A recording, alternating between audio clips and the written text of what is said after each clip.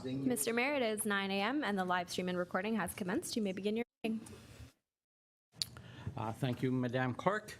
Good morning, Council, senior members of the senior leadership team, presenters, and resident. I see that we do indeed have quorum for today's meeting. I will call it into session. This is a regular council meeting on Wednesday, March 26th. As usually, I will call the, please ask everyone that may to please stand as we have the national anthem.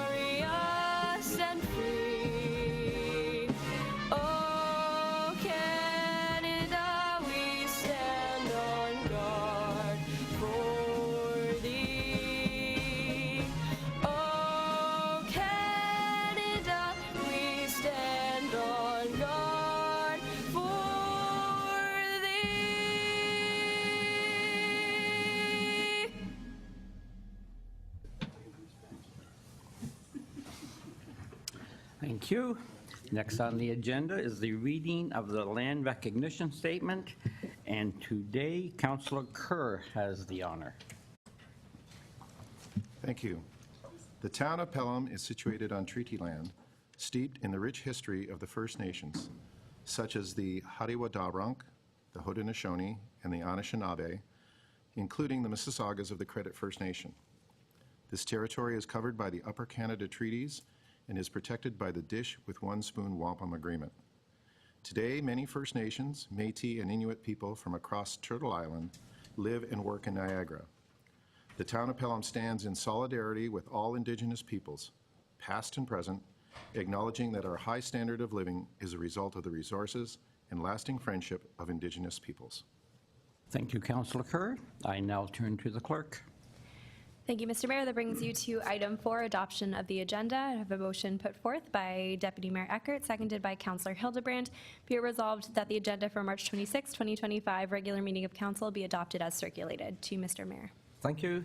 Any comments on the agenda as printed? Seeing none, I'll call the vote. All those in favor? Seeing none opposed. Thank you, Mr. Mayor. That brings you to item 5, disclosure of pecuniary interests. Thank you. After viewing the agenda, Councillor Olson. Yes, Mr. Mayor, thank you. During consideration of item 11.2.8 at our March the 6th, 2025 regular council meeting, I declared a pecuniary interest with respect to the appointment of a regional councillor. I have deposited my written statement of disclosure and pecuniary interest with the clerk as required by the Municipal Conflict of Interest Act.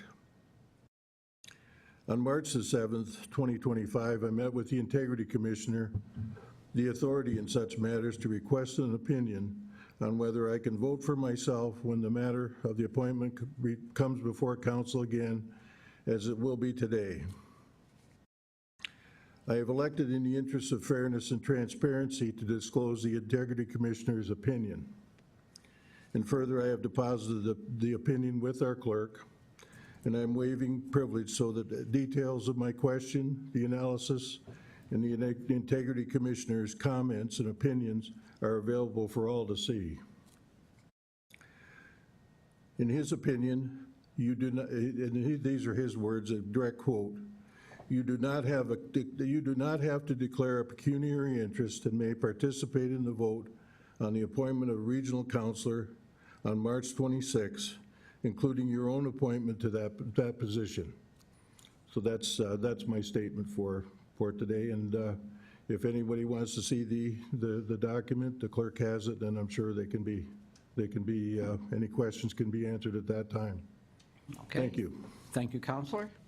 Counselor Eckert. Yeah, thank you, Mr. Mayor, and I thank Councillor Olson for bringing that forward. I have no objection to that. I never did have any objection to it. I don't think anybody on council had any objection to Councillor Olson putting his name forward and, in fact, voting for himself.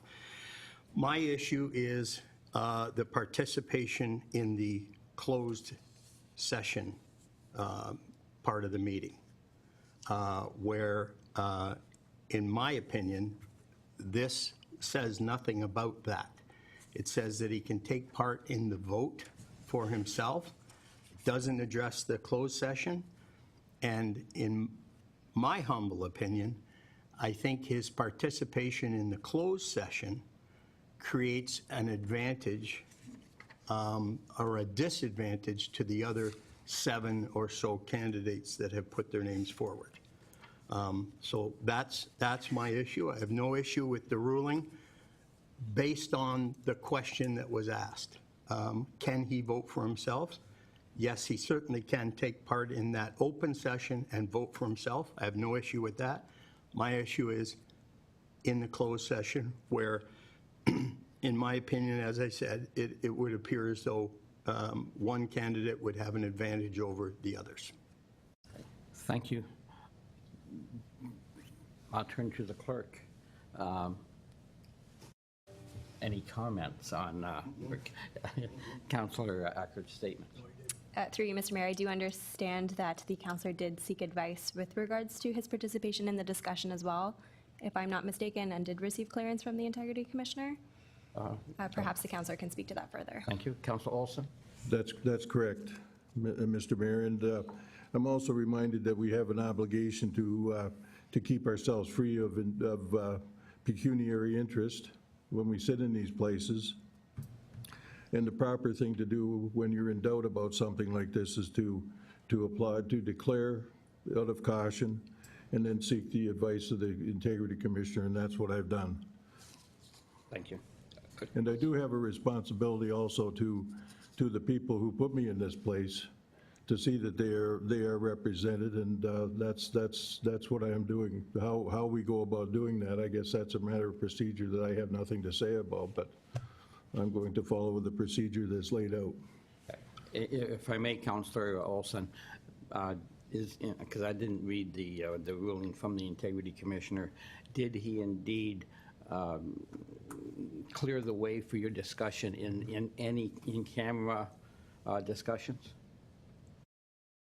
As in looking at the candidates' statements? Well, yes, I'm cleared to do this, and, you know, it's on, when I discussed it with him, I described the situation. Okay. And he said that I could participate up to and including voting. So that was the way it was worded. Okay, thank you. Any other comments? Councillor Hildebrand.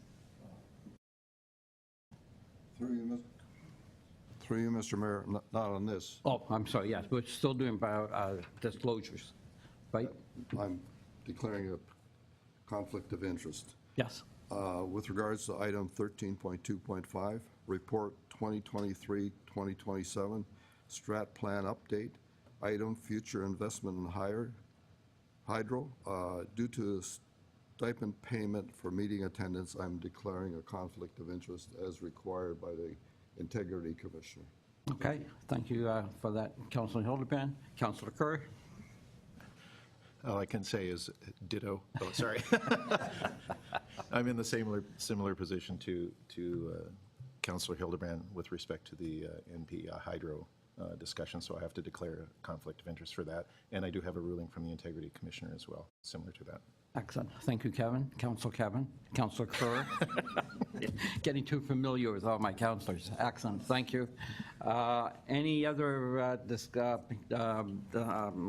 discussions or disclosures of pecuniary interests? Okay, not seeing any. Turn to the clerk. Thank you, Mr. Mayor. That brings us to our presentation this morning. We are joined by Marjorie Prentice, consultant for the town, here to present an overview of operations and maintenance manuals for the sanitary collection and stormwater management systems. And Mr. Mayor, this is also relevant to item 9.3.1 on the consent agenda this morning. And so I welcome Ms. Prentice. Ms. Prentice, you have the floor.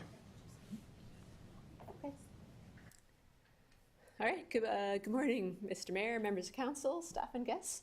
I'm Marjorie Prentice from GEI Consultants Canada, and I worked on this project with Cindy Van Leeuwen, your environmental compliance analyst. I'm just going to give, go to the next slide. You can, I'll just review the project goals, the legislative requirements behind it, give a little overview of the system components and the O&M procedures and forms that we made to go with them, and then the documentation and reporting that comes out of these manuals. So our goal was to develop O&M manuals for the sanitary and stormwater management systems, and each one of these manuals is actually just a collection of procedures and practices and guidelines to help manage the system and to help support the performance of the assets so that they work the way they were intended. And that's, you know, to take wastewater and runoff away and maintain public health and safety and protect the environment. And these are not cast in stone.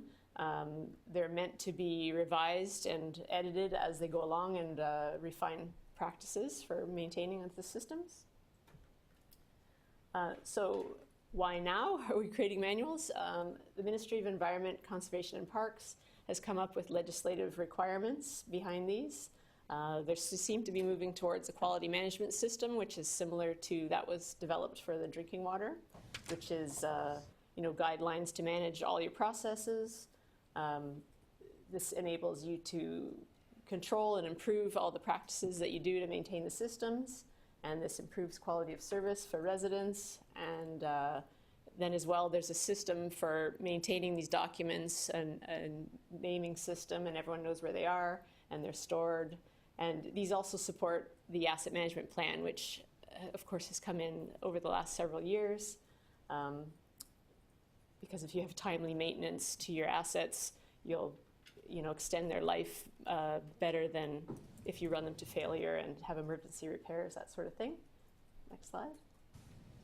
So what's driving this? I'm sure you've heard of the Consolidated Linear Infrastructure Environmental Compliance Approval, which is about a 50-page document or so full of conditions and requirements for managing the systems. And this replaces all the previous little numerous ECAs that had to be issued for each component when parts of the system were built. You had to get an ECA approved. So anyways, if you follow all the requirements and conditions in the CLI ECA, then you're able to alter and change the system without getting approval each time you do something. So, and this all falls under the Environmental Protection Act. So one of the requirements of the CLI ECA is to have O&M manuals for each system. So they list out what has to be in it. There's operation procedures, inspection, maintenance repair programs, if there's any special requirements to protect drinking water, and then as well as emergency response plans, even procedures for if the public complains about things, how do you deal with it, and that everyone has access to all the as-built drawings and the manuals, of course. And as I said, they're meant to be updated, and so they're a minimum every 2 years that they should be updated, and that's as well under the regulations. So also part of the requirements are operating requirements, which is that each system needs to be maintained in a state of good repair. And that means cleaning them and maintaining them so that they perform as they were intended to perform. You provide adequate funding to carry out these tasks, and that you provide staff, you know, training and, you know, adequate training to carry those out, as well as provide any services or systems that are required to carry out those duties. And so the last thing is that everything in the system, they must be inspected at the frequency and in accordance with what you've laid out in your own manual. Next slide. So this is an example of what the table of contents looks like. So it's a listing of all the procedures, and you can see they all have specific file numbers that you know what they are. And they all follow the same format with a system overview.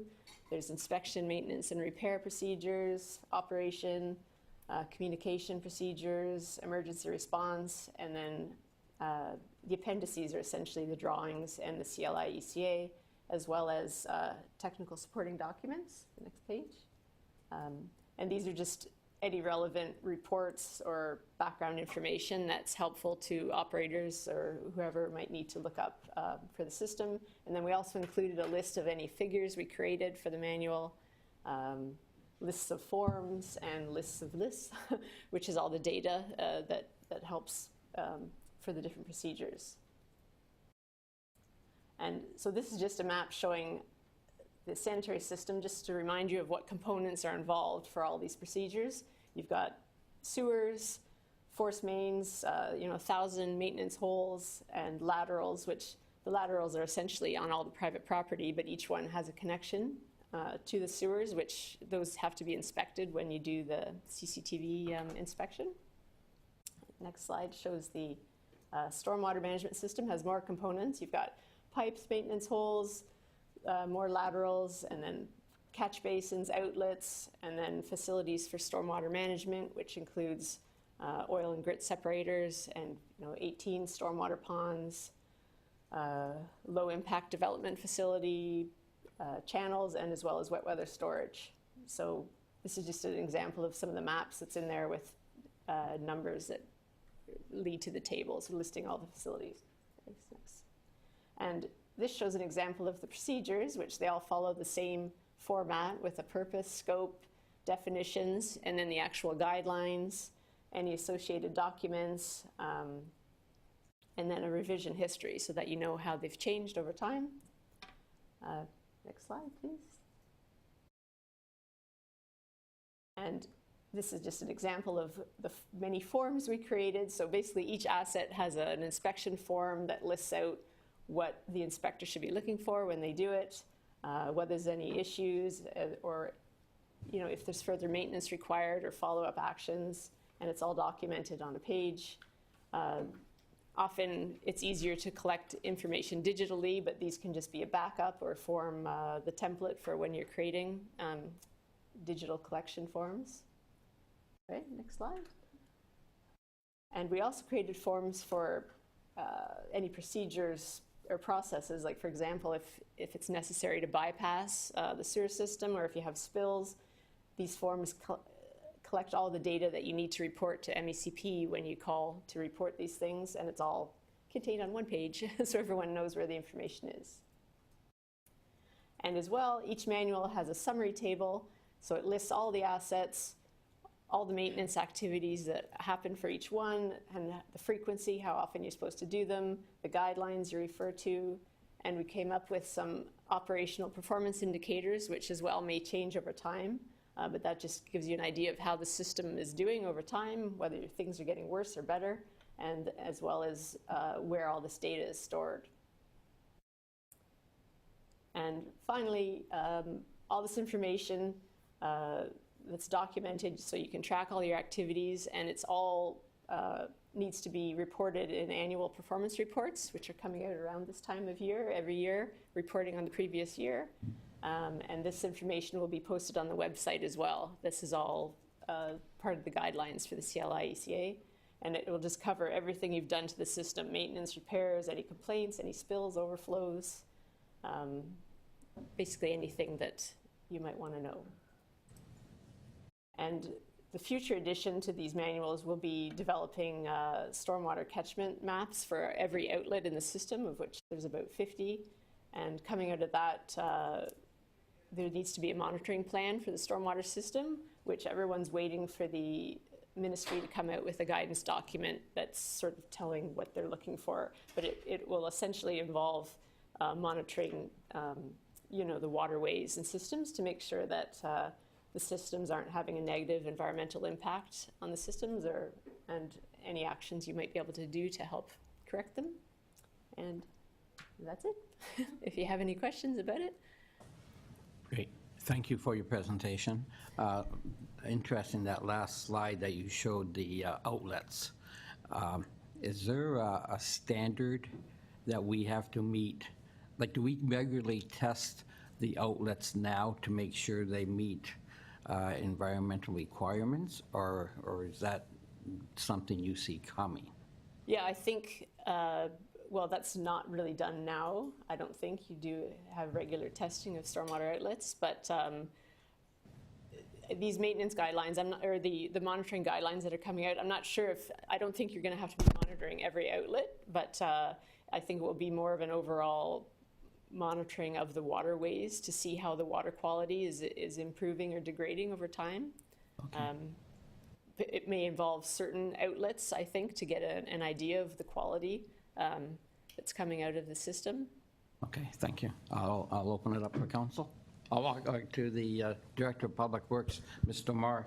Yes, thank you, through Mr. Mayor. So just to add on that response, it depends on what the environmental compliance approval was for that particular outlet.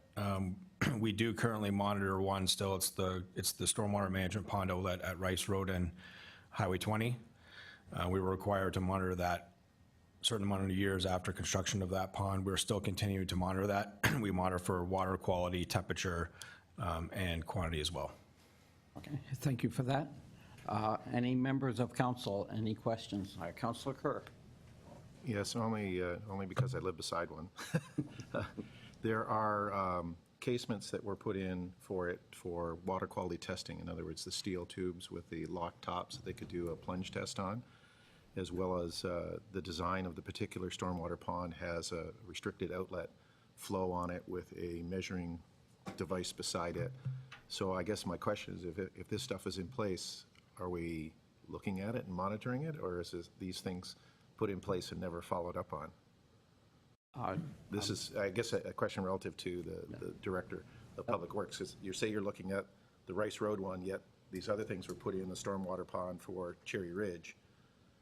Like I said, the water quality tubes and everything else. And I'll be honest, in the whole time I've lived there, I've never seen anybody come by and check anything.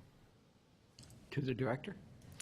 Through Mr. Mayor. So in the past, there hasn't been a good job done with respect to the maintenance and inspection of the individual components of the stormwater management ponds. And we completed a study a few years ago, which gave us an overall condition assessment on those ponds and gave us some recommendations for remediation.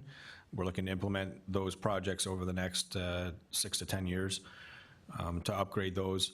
I'd like to pass this question over to Sydney. She is dying to get up to speak to you guys. She's been here for a few minutes now and hasn't had the opportunity. And I think she can speak more to how we're going to monitor, perform our inspections, and what we're going to look at with respect to stormwater management ponds. Thank you, Director. Good morning, through you, Mr. Mayor, to Councillor Kerr. So basically, each pond now will be getting inspected twice a year, so spring and fall. And then if there's any significant weather event, so if we've had a significant amount of rain, we'll have staff go and take like a general look. And then every 5 years, we will have a thorough inspection done by a consultant that will take sediment levels, look at the outlets more closely. But twice a year now, each pond will be looked at. The inlets and outlets will be inspected. And yeah, we'll monitor through our forms, which we have digitized, so there will be data. Councillor. Thank you. Yeah, it was more the subsurface water quality evaluations where those, if anybody's seen them, they're a square blue tube that were drilled in to go down and make sure that the water quality. There's one actually at the corner of Memorial Drive, right near where a potential sewage pumping station might go in. But there's also one right beside the stormwater pond at Cherry Ridge. And I was of the opinion that periodically there were samples going to be taken from those tubes. That was their intention, was to put them down so they could take a quality check. Okay. Is that part of it or not? I haven't specifically looked into that, but now that you've mentioned it, I definitely will. Okay, that wasn't even in our report that was done in 2023. Nothing was specified for those specific pipes that you're speaking of. Right. So we'll look into it for sure. No, that's great. I have a standing joke with the stormwater pond at Cherry Ridge because it's spring-fed, so it's not just a stormwater pond, it's a pond. Okay, thank you, Counselor. Any other questions for the presenter? Not seeing any. Thank you again for joining us this morning.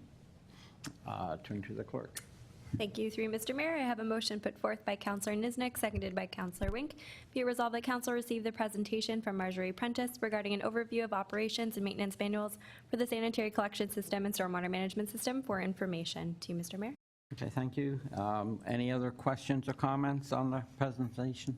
Not seeing any. Call the vote. All those in favor? Seeing none opposed, motion carries. Again, thank you again for joining us. Thank you, Mr. Mayor. That brings you to the adoption of council minutes. I have a motion put forth by Councillor Olson, seconded by Councillor Kerr. Be it resolved that the following minutes be printed and circulated as read. CO5 2025, regular meeting of council, March 5th, 2025. To you, Mr. Mayor, for any errors or omissions. Thank you. After viewing these minutes, any errors or omissions that any councillor would like to report? Not seeing any. I'll call the vote. All those in favor? Seeing none opposed, motion carries. Thank you, Mr. Mayor. That brings you to item 8. If there are any items to which council would like to lift from the consent agenda, now would be the time to do so. Councilor Nesnick. Yes, thank you. I wonder if we could lift 9.3.2, please, the 2025 Spongy Moth Report. Certainly. Thank you. Any other? Oh, there we go. Councilor Wink. Thank you, Mayor. I'd like to lift 9.5.1, municipal resolution re-trade tariffs. Very good. Thank you, Councillor. Any other items to be lifted? Not seeing any, Madam Clerk. Thank you, Mr. Mayor. That then brings you to the consent agenda. Save and accept those 2 items. If there are any members wish to speak on an item, now would be the time. We can call this by category, beginning with minutes and recommendation sheet from the strategic planning meeting. Thank you. Any comments on those? Councilor Olson.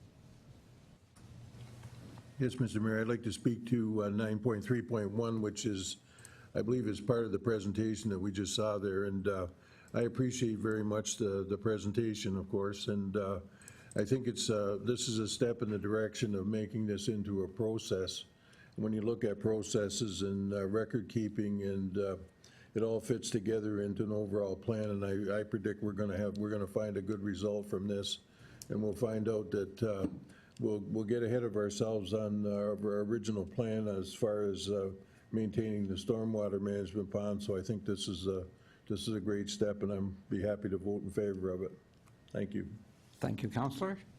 Any other comments on those consent agenda items? Councillor Hildebrand. Through you, Mr. Mayor, I'd also like to comment on 9.3.1, which is the presentation we had, which was an excellent presentation.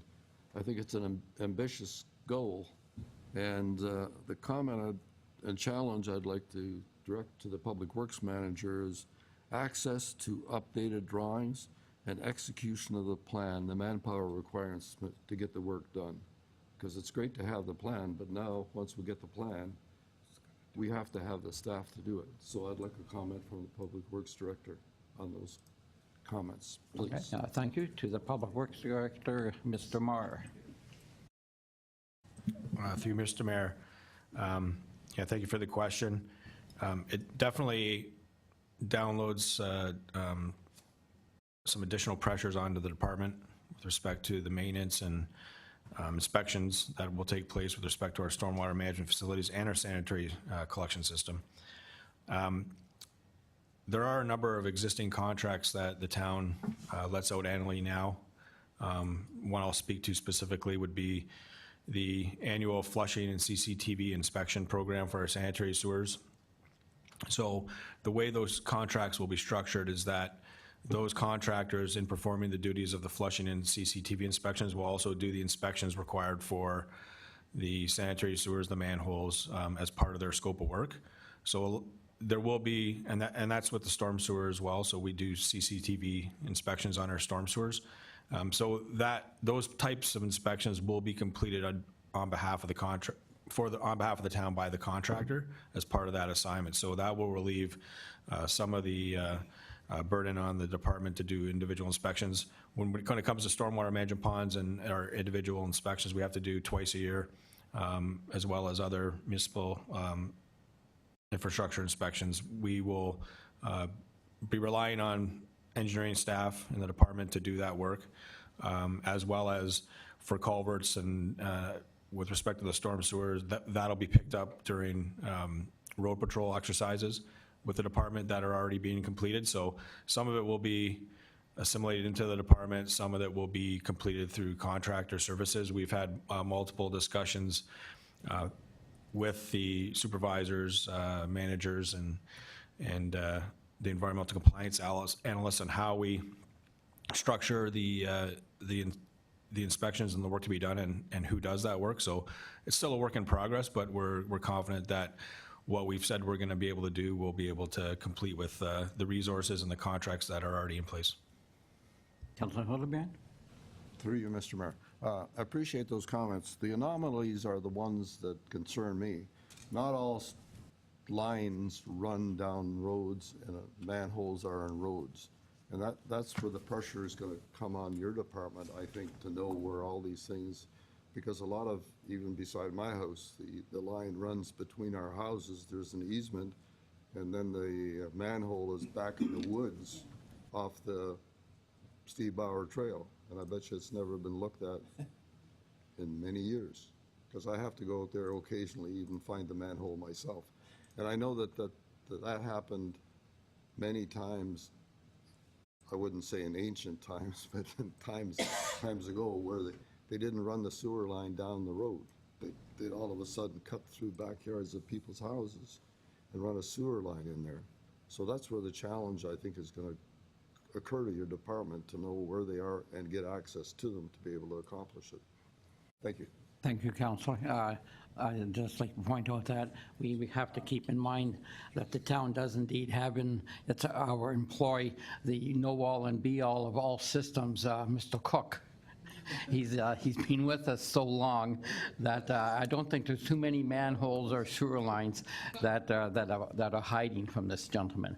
Mr. Cook, any comments on what Councilor Hildebrand has stated? Yeah, through you, Mr. Mayor. In the recent years, the town has done a lot of work trying to figure out where everything is and getting everything on a GIS map where our lines are and where our manholes go.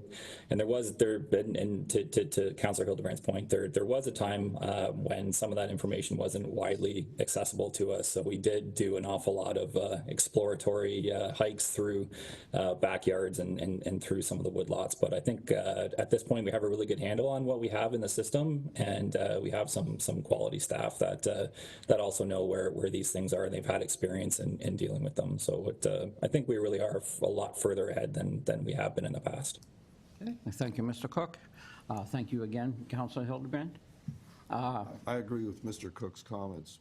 We have a quality staff, and we're a lot further ahead than we were before. Thank you. Excellent. Thank you, Councilor. To the clerk. The next category would be action, information, and regional correspondence. Councilor Nesnick. I'm sorry, could we just back up one to 9.3.3?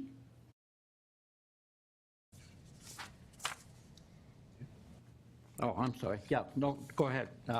You're right. I should have asked if there was any more comments on the remaining ones in that section. Is that okay? Yeah, of course. All right, thank you. Yes, so this is the Canada Connects project, mural project. So when I read through it, I thought, oh, this is lovely, wonderful. Certainly what one of my committees, the Cultural Advisory Committee, has been working on. Unfortunately, though, we were not given any prior knowledge that this was coming down the pipe. So in our plan, so I'm feeling like, I'm not sure who, it said in short, Pelham has applied. That certainly didn't come from our committee or our advisory committee, which is fine. Maybe you got something in the mail that said you can apply for this, and somebody on staff did go ahead and get that. So I guess my problem is it's like two hands wagging the the tail. We're focusing on bringing something to Fenwick in terms of wrapping some of the utility boxes that are up there. So we've put many hours into that as a committee, and so to ask for that to have to be deferred is a bit of a disappointment. And considering that even this project is going to go over the budgeted amount and then ask the MCC to take it out of their operating budget, I'm just not sure if that's feasible. So I just had a couple questions with regards to that. Maybe our director and can answer that. So just how will that be funded through the operational budget? If the operational budget's already allocated and... To the Director of Recreation, Ms. Van Ravensway. Yes, through you, Mr. Mayor. This was a project that we were told about, and to accommodate the added expenses, we will be, and actually we're still trying to determine how much the expenses are going to be, because we do need to hang the mural, in which the mural will be, we estimate it at between $2,500 and $3,000. And that would be charged against at the actual MCC building maintenance and supplies. Councillor? So are those monies available in that budget? Yes, well, I mean, it's early in the year, and we will have to look and make sure that throughout the season, as we're continuing on, that our monies are available, and that's what we strive for every year. Of course, there's ups and downs, and we can't determine all of our expenses, but we estimate what they're going to be, and if we can save something on one project, and we know, we've had to spend on another. Yeah, okay. I guess my problem is that an operational budget isn't really meant to hang art. And so that's where I'm coming in with a little bit of a concern over the issue, and just maybe asking for more transparency in the future that a project like this is coming forward, and do we have the funds available to go forward with it and get council approval on it, and also make sure that you've got your ears open to the other projects that the Cultural Advisory Committee has in plan. So hopefully we can find some sponsorship to keep that going. Since we had the beautiful mural installed here in Font Hill, we really wanted to do something wonderful for our residents who live in Fenwick as well, so that they had something beautiful to look at. So we'll continue to endeavor with our committee over that, and hopefully we can get both projects up and running. Thank you. Okay, thank you, Councilor Nesnick. Again, I guess on those items, any other council comments on the first group of items? Councilor Olson? Yes, thank you, Mayor. And I'd like to address 9.3.4, which is the special exemption in the report that was issued at the request of council, and I'm pleased to see that we apparently have that all covered right now with all the documentation that we've done and all the items that we've done. So pleased to see that, of course, and have that confirmation. So thank you. Thank you. And just as a note, our Director of Planning got hindered this morning from attending the council meeting by an ice storm in her locality. So that's why she's not joining us today. She's online there. Oh, pardon? Yeah, she's online. Oh, there she is. She is online. I'm sorry. Excellent, Ms. Dusling. You didn't turn, you got home back. You got back home okay, I take it? I understood that you tried to attempt the drive and decided to go back home. It's been an interesting morning, Mr. Mayor. Okay, very good. Thanks for joining us on Zoom. Any comments on the parking situation? No, Mr. Mayor, just assuring that we have the right policies and processes in place. Okay, thank you very much. Thanks. To the clerk. Thank you, Mr. Mayor. Our next category would be action, information, and regional correspondence. Okay, thank you. Any comments or questions on those items? Councillor Olson. Yes, Mr. Mayor, 9.4.1, I believe we're talking. That's the Community Foundation and the leave of bequest request from them to declare a day. And I think reading through the letter from the president, Brian Rose, I mean, it's very clear that there's a great deal of difference being made by Niagara Community Foundation, and I see their grants come up frequently in the organization that I talk to. And they seem to find a place where it will do the most good. Starting with small charities that are just starting out, and small activities that might be just one or two people, all volunteer. They seem to find them and promote them, and they're behind things like the meals in the schools and things that give the kids a chance to get a good start on the day. So I'm fully in support of this, and I hope the rest of council will join me in this, because this is something where there's a pool of capital when charitable contributions are in decline across the country. This is another way that we can give back to our community. Thank you. Okay, thank you for those comments, Councillor Olson. Any other comments on this group of items? Not seeing any. Madam Clerk? Thank you, Mr. Mayor. Our last group is advisory committee minutes. Thank you. And any comments on any of those items? Not seeing any. Excellent. So, Councilor Nesnick, you are indeed not trying to put you on the spot. You are indeed the council member for the Pelham Cultural Advisory, as you said. Yes. Okay. And any comments on that group? No, just that it's a really positive working group. Always looking for different ways. We've done quite a few things. I did present a report not too long ago, a month or so ago, whichever one of our last meetings. So yeah, it's kicking along tickety-boo, and we have good participation and real cooperation. So it's a wonderful group of citizens working with us. Okay, thank you. To the clerk. Thank you, Mr. Mayor. I therefore have a motion put forth by Councillor Niznik, seconded by Deputy Mayor Eckert. Be resolved that the consent agenda items as listed on the March 26, 2025 council agenda be received and the recommendations contained therein be approved, save and accept item 9.3.2 and item 9.5.1. To you, Mr. Mayor. Thank you. One last chance if anyone has any comments to make on any of the agenda items covered. Not seeing any. Call the vote. All those in favor? Seeing none opposed, motion carries. Thank you, Mr. Mayor. That brings you to item 10, items for separate consideration. And addressing these in chronological order would be our first item, 9.3.2, lifted by Councillor Niznik, 2025 Spongy Moth Report and Invasive Species Management Response.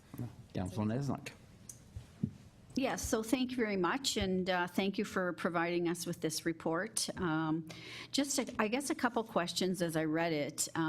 It seems as though Hillcrest Park seems to have a fairly big egg mass there, and it was determined that it would need treatment this year. However, in the report, it was suggested just a land spray routine on that.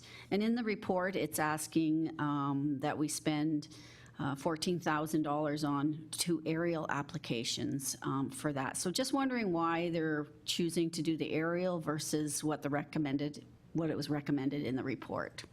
To the Director of Public Works, Mr. Marr. To you, Mr. Mayor, I'll turn this over to Ryan with respect to the effectiveness of the different treatment methods. Mr. Cook, you have the floor. Yes, through you, Mr. Mayor. The aerial treatment was chosen for Hillcrest Park just based on the size of the park and the accessibility, so that you could do ground spraying on ground spraying is really more appropriate for individual trees or a smaller property where you can actually get a boom up and then spray over a smaller area. We did actually attempt to do ground spraying of Hillcrest Park back in 2017, I believe, when the last infestation kind of started. Did contact the vendor, and after a short site visit, they determined that they wouldn't have ever been able to do that in the first place. So aerial spraying is really the most effective for an area the size of Hillcrest Park, and it's really not an easy place to access a lot of areas where we'll be spraying in there. Councillor?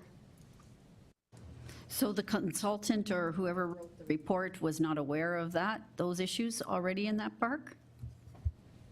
Mr. Cook? I don't believe so. Ground spraying wouldn't be effective in a large portion of that area. If we were going to spray 1 or 2 trees on the outside of it, we definitely could. But because we'll be going into the interior of it, it wouldn't be. It's not accessible for that. Okay, thanks for clarifying. I just wondered why we were spending so much more money when the consultant said differently. But what your reasoning makes a great deal of sense. So thank you for being boots on the ground. Thank you, Councillor. Any other questions to Mr. Cook? I'll go to Councillor Kerr first. I guess I'm just supporting Mr. Cook's response. In my prior life, I was involved in spray application technology and applications, and actually got to spend time in a helicopter doing applications, as well as measuring and assessing ground applications. And yes, definitely for forested areas or things of that nature, aerial application is 20 times better. You generally, for ground applications, you have a maximum height of roughly about 25 feet, not even 10 meters, if you're lucky, with a handgun. And so you can imagine trying to do Hillcrest Park with the height of the canopy and everything else that's there. So I'm surprised that the consultant didn't take that into account and agree with Councillor Niznik. But yes, the aerial application is definitely the way for the geographic size of it, as well as the size of the canopy that they actually have to treat. Thank you, Councillor. Councillor Hildebrand. Thank you, Mr. Mayor. Just a procedural question. The report says we're going to receive the report, but the report also says that it talks about it should be undertaken. It doesn't say it's going to be undertaken. I think we're all in agreement that Hillside Park should be sprayed, and we should be spending the $14,000. So my question is the motion required by council to approve the expenditure? I'll turn to the clerk. Thank you, Mr. Mayor. I do believe that's part of the budget, but I will defer to the Director of Public Works. To Director of Public Works, Mr. Marr. Through you, Mr. Mayor. Yes, that's correct. So council approves a budget, I believe, of $75,000 for the invasive species and focusing on the smudgy moth. So we do have adequate budget that's been approved through council, and part of the spend this year was the inspections, and then now the spray program, which will complete this spring. So there is adequate budget there that's been prior approved by council. Councillor? Thank you. Okay, thank you. Councillor Eckert? Thank you, Mr. Mayor. To the Director of Public Works. So the budget was for $75,000, $13,000 for the study, $14,000 for the aerial spray. What about the ground applications? Is there a figure in that, or did I miss that, or is that? To the Director? Through you, Mr. Mayor. With respect to any ground applications, if there's spraying required, we'll do that with our internal staff and resources. That'll be part of the operating budget. Thank you. Okay, thank you. Any other questions on this item? If I may, a few to either director, to the director, or to Mr. Cook. I see, correct me if I'm wrong, at least the last 2 years we've gone to, I believe it's Davy Trees. We did, when we first started out doing inspections, I believe we were with a different company. Did we put an RFP out and this, or how did we end up changing companies? Is that, and what was the steps on that? Through you, Mr. Mayor, yes, that's correct. We went to competitive process in accordance with our procurement policy. I believe the contract is a multi-year contract for them to perform the inspections. Ryan, do you have any comments on that? Mr. Cook, any comments on that?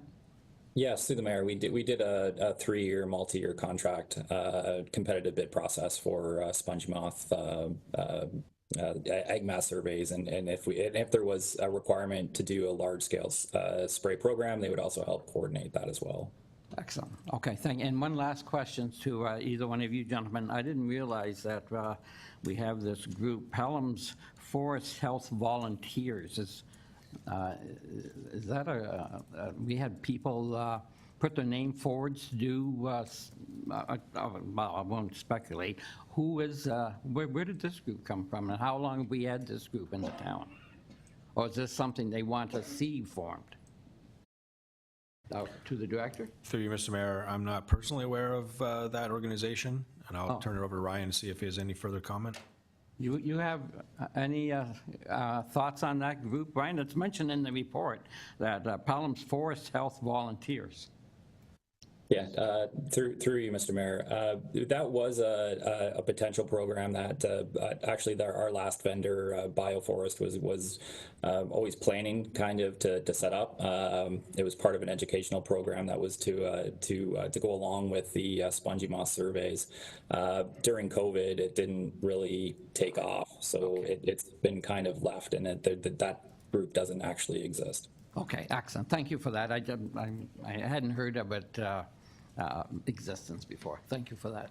Any other questions on this item? Councillor Eckert. Yeah, just to make a comment on the program that's been going on for a number of years now in regards to the new title, Spongy Moth. We do a lot here about preservation of trees from cutting them down, but this goes hand in hand with that. And the difference in a few years ago, where I would see the side of my house or the side of my neighbor's house seemed like it was a moving carpet of these caterpillars, and we rarely see them now. So the health of our forests have been saved by our program here, so and at relatively low cost. So kudos to director and to Mr. Cook. They do a good job. I know on my golf course my favorite weapon is a 7-iron, scraping the trees, which drives my playing partners crazy, but I'm killing millions of gypsy moths. So thank you. And I trust you hit the odd ball, Councillor. I didn't mention that. Okay, thank you. Any other comments on this item? Not any other questions? Not seen any? I turn to the clerk. Thank you, Mr. Mayor. I would just be looking for a mover and a seconder to receive the report for information. Councillor Nesnick, you will move. Sure. Councillor Hildebrand, you will second. Thank you. Thank you, Mr. Mayor. And then a vote on the matter, Oh, please. and so yes, call the vote on this. All those in favor? See none opposed. Motion carries. Thank you, Mr. Mayor. That brings you to item 9.5.1, municipal resolutions regarding trade tariffs, lifted by Councillor Wink. Councillor Wink. Yes, thank you, Mayor. We receive all sorts of correspondence from other municipalities on a regular basis, and I asked that this be added to the report. We're all aware of the tariff threats from the United States, and I don't want this council to be silent with respect to this issue. I get phone calls saying, what are you doing about it, and whatever. So I'd like to make a motion in support of the other communities. So if you would bear with me, I've got a lengthy motion here. So whereas the town of Pelham has received correspondence from the Township of Limerick, City of Port Colborne, City of Niagara Falls, Township of Central Frontenac, Champlain Township, Town of LaSalle, Town of Lincoln, Township of Selwyn, City of Toronto, Township of Pushlinch, and East Ferris Municipality have submitted correspondence regarding U.S. tariffs. And whereas the President of the United States of America has imposed tariffs on Canadian products and has announced intentions to impose additional tariffs in April 2025. And whereas such tariffs could potentially lead to a significant job losses and economic instability for both Canada and the United States, and whereas municipalities will be directly impacted by the potential economic fallout and wish to offer support for a united Team Canada response. And whereas municipalities possess significant purchasing power through capital infrastructure projects and investments, and whereas the Town of Pelham's capital program for 2025 is valued at approximately $16 million, and whereas according to the Association of Municipalities of Ontario, are expected to invest $250 and $290 billion in infrastructure over the next 10 years. And whereas federal and provincial leaders are encouraging Canadians to buy Canadian, and whereas trade agreements have traditionally encouraged municipalities to provide equal opportunity to suppliers from countries that are party to these agreements, and whereas municipalities can contribute to the Team Canada effort through procurement practices that comply with trade agreements and adhere to federal and provincial guidance. And where the Town of Pelham has received various motions from local municipalities supporting this initiative. Now, therefore, be it resolved that the Town of Pelham supports the collective effort of all levels of government to strengthen the Canadian economy through local campaigns and initiatives, and that the Town of Pelham urges the federal and provincial governments to collaborate with municipalities on measures to protect the Canadian economy and eliminate interprovincial trade restrictions, and that the Town of Pelham calls on the federal and provincial governments to remove any restrictions preventing municipalities from refraining from purchasing from the United States should tariffs on Canadian goods persist, and that the clerk forward this resolution to the following organizations along with the request to endorse the same or similar resolution: Prime Minister of Canada, federal party leaders, Premier of Ontario, Association of Municipalities of Ontario, Federation of Canadian Municipalities, Ontario Big City Mayors Caucus, Big City Mayors of the Federal of Canadian Municipalities, Niagara MPs and MPPs, Niagara Region Local Area Municipalities. Thank you, Councillor. And thanks for the clerk for helping me with that. Yeah.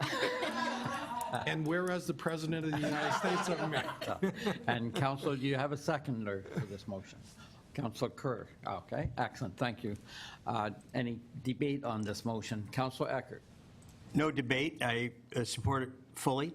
I just wanted to point out, and it's a minor thing, housekeeping, but Right Honorable Prime Minister, it'll be Carney now, Honorable Melanie Joly, and then it just says Doug Ford, Leader of the Progressive Conservatives. Well, he's the Premier of our province. And I think it should say that, and I believe Councillor Wink's motion, it says Premier of Ontario, and I just want to make sure that it does say that when we send this out. Thank you. Thank you.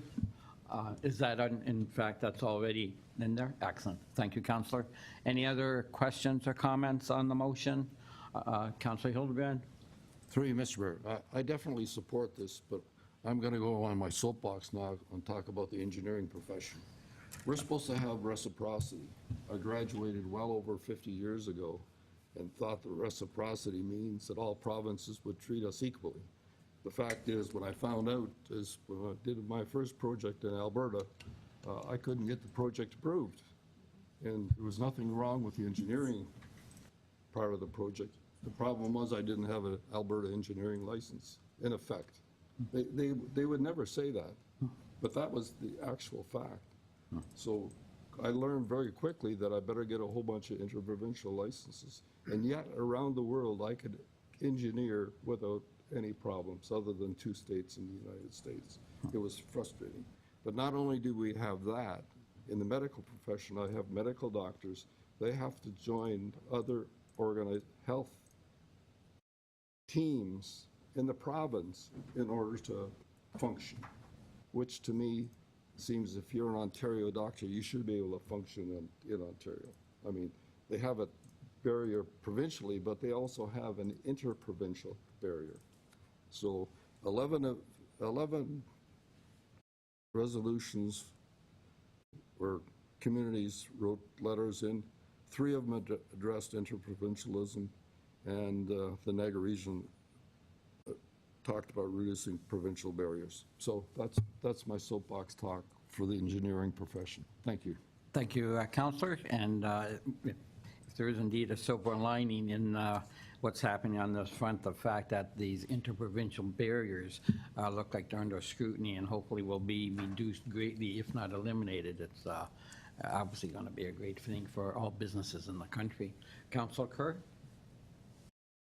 Yes, and one of the anticipated side benefits, which hasn't, and I appreciate Councillor bringing up the issue of credentialism across provinces not being there. My understanding, there's an intention as well to expedite further credentialism of foreign-trained specialists, an example being in the medical profession, to expedite. We know we're in a doctor shortage, a health shortage here, and this was also my understanding as part of the discussions is that if they can get the framework across all the provinces, then they can expedite coming into Canada and not have to take trained medical staff and put them through a 2-year residency when they've already performed it, this is one of the things that we're looking at. We all know that you go different places. I have the same issue as Councillor Hildebrand, being a certified agrologist in one spot, but then if I went to someplace else, I had to get a designation in that province, even though, but it was a rubber stamp, but it was still the whole headache of having to go through that. So I support this wholeheartedly. I think we all are in this boat together, and we all want to be growing in the same direction, and we're hoping that all levels of government fulfill it. Thank you. Thank you for that, Councillor Kerr. Any other comments on the motion before us? Not seeing any, I'll call the vote. All those in favor? And I see none opposed. Thank you. Motion carries. Councillor Link, again, thank you for bringing the motion forward. Councillor, to the clerk. Thank you, Mr. Mayor. We do have 2 in-camera sessions today, and that brings us to our first. I have a motion put forth by Councillor Kerr, seconded by Councillor Hildebrand. Be it resolved that the next portion of the meeting be closed to the public in order to consider the following: personal matters about an identifiable individual, including municipal or board employees, labor relations or employee negotiations being one item, non-union. To you, Mr. Mayor. Okay, thank you. Any discussion? Councillor Eckert? Just a quick question to the clerk. I was unable to get the information on the first closed section, but I found it when I went into the second one. It had both of them in there. So is that what we're? Yeah, that's just an e-scribe functionality. It's all Okay. just actually in one agenda, but it's technically separate. Okay, Yes. so that's where I'm going to find We're this only going to be information. considering one item at this moment. Thank you. You're welcome. Thank you, Councillor. Any other questions? I'll call the question. All those in favor, going in camera. Okay, I see none opposed. Motion carries. And then easy enough to show it. And I'm just trying to book this in. So if my flight is 9:50, I got a 9:50. Through you, Mr. Mayor, can confirm that the live stream and recording has begun. I have a motion put forth by Councillor Wink, seconded by Deputy Mayor Eckert. Be it resolved that Council reconvene this regular meeting. Mayor. Thank you. Call the vote. All those in favor of reconvening the meeting in open session. Motion carries. Excellent. Thank you, Mr. Mayor. That brings you to staff reports requiring action, 13.2. Our first item is 13.2.1, MCC concession review and proposal. Motion put forth by Councillor Niznik, seconded by Councillor Hildebrand. Be it resolved that Council receive report 2025-080 for information, and that Council directs the CIO and the Director of RCW to take all necessary steps to initiate option blank as identified within the report. To you, Mr. Mayor. Okay, thank you. Any discussion on from council on the A and B options that were included in the report? Councilor Olson. Yes, Mr. Mayor, I guess in general, I've always found the response of the people who operate the concession down there to be kind of wooden, and I think their presentation is kind of pedestrian, and so's the menu. I don't think we want to replicate that. I think we should turn this over to private business, the people we compete with, rather than adding to our staff. I'd be very reluctant to take this up. I think if there's going to be a process, it should involve an investigation of other things. It's a high-capacity building. It should have 570,000 people a year go through there. Perhaps we should operate this strictly from vending machines, or maybe we should go to strictly order at the tables, because in Japan, I can recall in the 80s going to Japan, and you pull into a truck stop, and everything was done by vending machines, right up to including French fries and all the rest of the stuff. You didn't have much of a staff. You had somebody to Yeah. You had somebody to make sure the place was clean, and that was it. Very high capacity. There's opportunities here for, I think, us to have more revenue, lower costs, more productivity, and it's also an opportunity to turn something over that, should the town really be in the restaurant business when we have restaurants all around it and paying taxes, and should we really be competing with them? So I'll leave my comments at that, Mr. Mayor. Okay, thank you, Councilor. Any other truck stop stories that you have that you want to reveal at this time? Thank you, Councilor. You mean the one where I worked like a rented mule all my life, that one? Yes, that one. Okay. Thank you. Any other comments on this? Councilor Kerr. I'll just, thank you, through you, Mr. Mayor, very quickly. When I went through the University of Guelph, I worked at a bar and food place on campus, hired by them. The person operating it was a graduate of a hotel and food administration program with an extensive background in the food service industry. It was, you mentioned, I listened to the Councilor Olson talking about 500,000 people going through. Well, we didn't have 500,000 people going through our bar, but we had a lot of students. But organizing it and managing it and operating it took a pretty good skill set to do that, along with staffing and everything else, to make sure everything worked the way it should. And it was an annual review. And similar to the MCC, it was a blanket license with multiple operations within a single facility. So that type of person has to have a pretty good background, budgeting, analysis, forecasting, labor relations. There's a zillion things that go into it. So I'm somewhat, I agree with Councilor Olson that looking at the two options, that I have a concern. I'm not concerned that we're competing with private industry because it is a municipal building. We do sublet part of it, I guess, for the skate sharpening and other things to other people in looking at it. But this is a big thing for that facility, and I'm just a little concerned that we're moving into it, albeit with the people to run it, we have to ensure have the skill sets to do something to undertake of this magnitude from my perspective. So that my own instinct is I'll be honest, I'm leaning more to option one than I am to option two for those reasons. Okay, thank you, Councilor Kerr, and I'll go to Councilor Wink. Thank you, Mayor. What's being proposed is we're looking at a brand-new line of business that we're trying to enter, and I'm concerned about the skill set that we have or that we would have to obtain, similar to Councilor Kerr.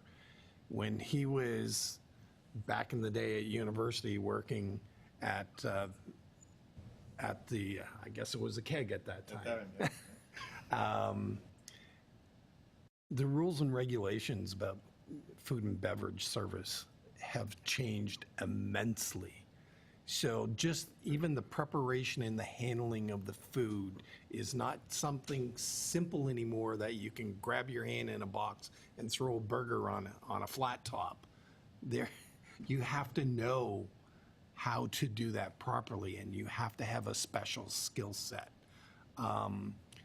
What's being suggested here is a 16-month trial, and we think we can break even.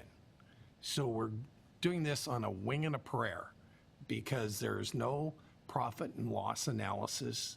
There's no budgeting put through here. We don't know the food preparation, what the margins are on food. Yeah, we know what margins are on beer, but we don't know about food. We're not incorporating spoilage of food or whatever. This is brand new, and we don't have the skill set or this sufficient training of staff to handle this. I agree with Councillor Kerr. I'm leaning the other way. And if we were to look at option A and get someone else in here, we don't have to go with the same lease arrangements that we've got because, quite frankly, it's very low. The annual lease is just ridiculous, like $3,000 a year currently. He operates, doesn't have any overhead costs because we pay for the lights and the water and whatever. Plus, he operates a number of vending machines. Like, we've got to look at, here's an opportunity that we can look at this and provide much higher revenue for us to offset the costs that are there. And I think we know what our costs are going to be. And quite frankly, I think you'd be surprised, because if we can sit there and say, here's 550,000 people coming through the door, do you want to operate a concession stand that people will be clamoring for it? So personally, I would be looking towards the first option. Okay, thank you, Councilor Wink. You do bring up an interesting question that, if I may, I'd like to ask the CAO. If indeed this goes out on the Plan A, how would we, the rental agreement, was that where you would just put in there negotiable? Is that how you would do that then? Or would you set a rate? So I think on behalf of your leadership team, we were kind of waiting for direction that you'll be providing momentarily with whichever option the majority of you prefer. And then when that first decision is made, we know how to go from there. I can tell you that if it's option one, it's going to look like a dramatically different RFP and requirements than has historically been the case. We have no data, no sales data. We have no idea how many hot dogs and bowls of soup are sold in the last 6 years. Zero. We do know that 577,000 human beings came into the building last year, and we can see the usage of the vending machines.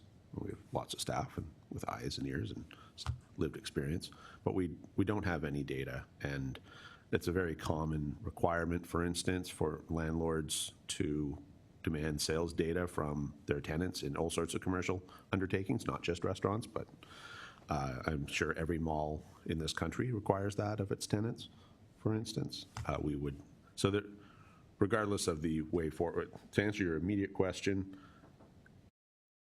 if that's the way we're going, we'll do it quite differently than was done years back in the past. And I don't mean to sound critical of our predecessors. The building wasn't even finished. There were a lot of things going on. We had less institutional capacity.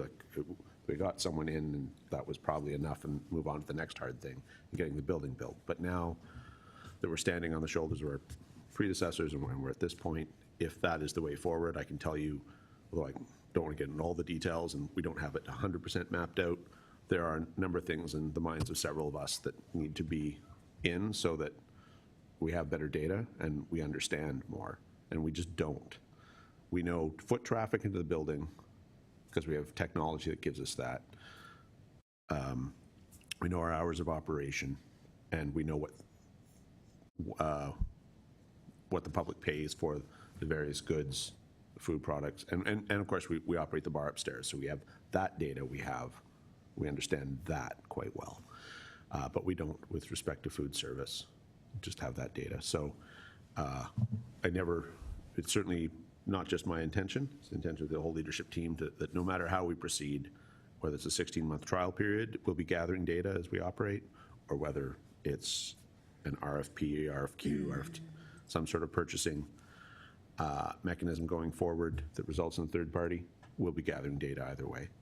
And if it's a third party, they're going to be contractually obligated to provide us with some, and if it's us, we'll be gathering it ourselves. But either way, we're going to end up with better data in the future for better decision making. And then if I may, Mr. CAO, if we do indeed put out an RFP or an RFQ, and I can actually see that we may not get a taker, if that was to happen, then obviously this comes back to council. So, yes, look, the public reports ably written by both the manager and director of RCW, when we looked around at best practices, like the experience of other municipalities in Niagara in the last few years has been getting 0 bids for this equivalent service. Like that is a one potential outcome. Admittedly, I don't think other facilities have 577,000 foot traffic. That's a real selling point, but it has happened in lived experience recently amongst some of our neighbors. And I'm sure elsewhere in Ontario, though I can't speak to that personally. So we don't know what will happen as a result of that, but we will be, April and May are our least busy months. It's March. By the end of May, and the current contract ends last day of April. So we may need to do some sort of bridging thing, which I think we will, if you elect to go with option 1, and we're unsuccessful in finding an operator, or even if we are successful in finding an operator, but he, she, or it cannot start in time, then we may look at food trucks to bridge the gap and some sort of temporary service provision as a bridge function. But if we're unsuccessful, we absolutely do have to come back to council, and then presumably council might consider the other option at that time. So we have some plans going forward depending on which decision you make. We will react accordingly, and it will become a corporate priority because time is of the essence on this file. Great, thank you for that clarification, Mr. CAO. And Councilor Nesnick. Yes, thank you very much for giving me the opportunity to speak to this. So I'm maybe of a different mind. I'm excited about option 2, to be honest with you. I think it's a good segue into trying out the in-house operation for the 16-month trial period. It does appear that the bar upstairs is making a profit and covering expenses.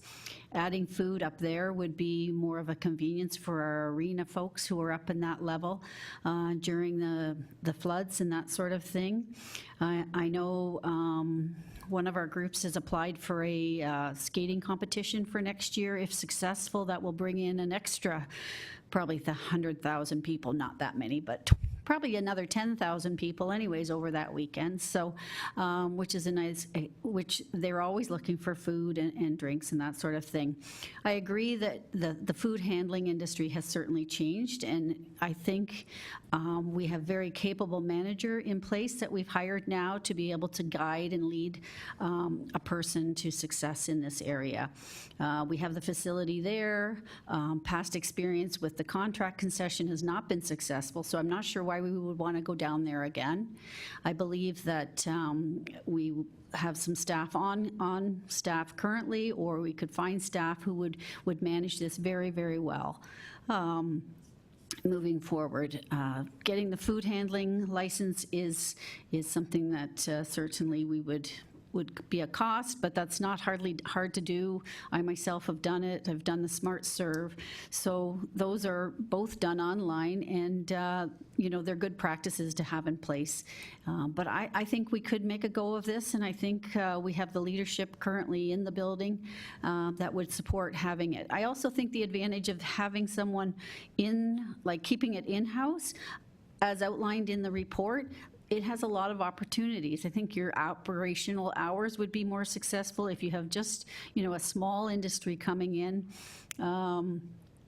They can't work those number of hours, whereas we can massage it and staff it accordingly based on the events. And then you can coordinate with the event organizer to know when you need the food services open and make that schedule happen.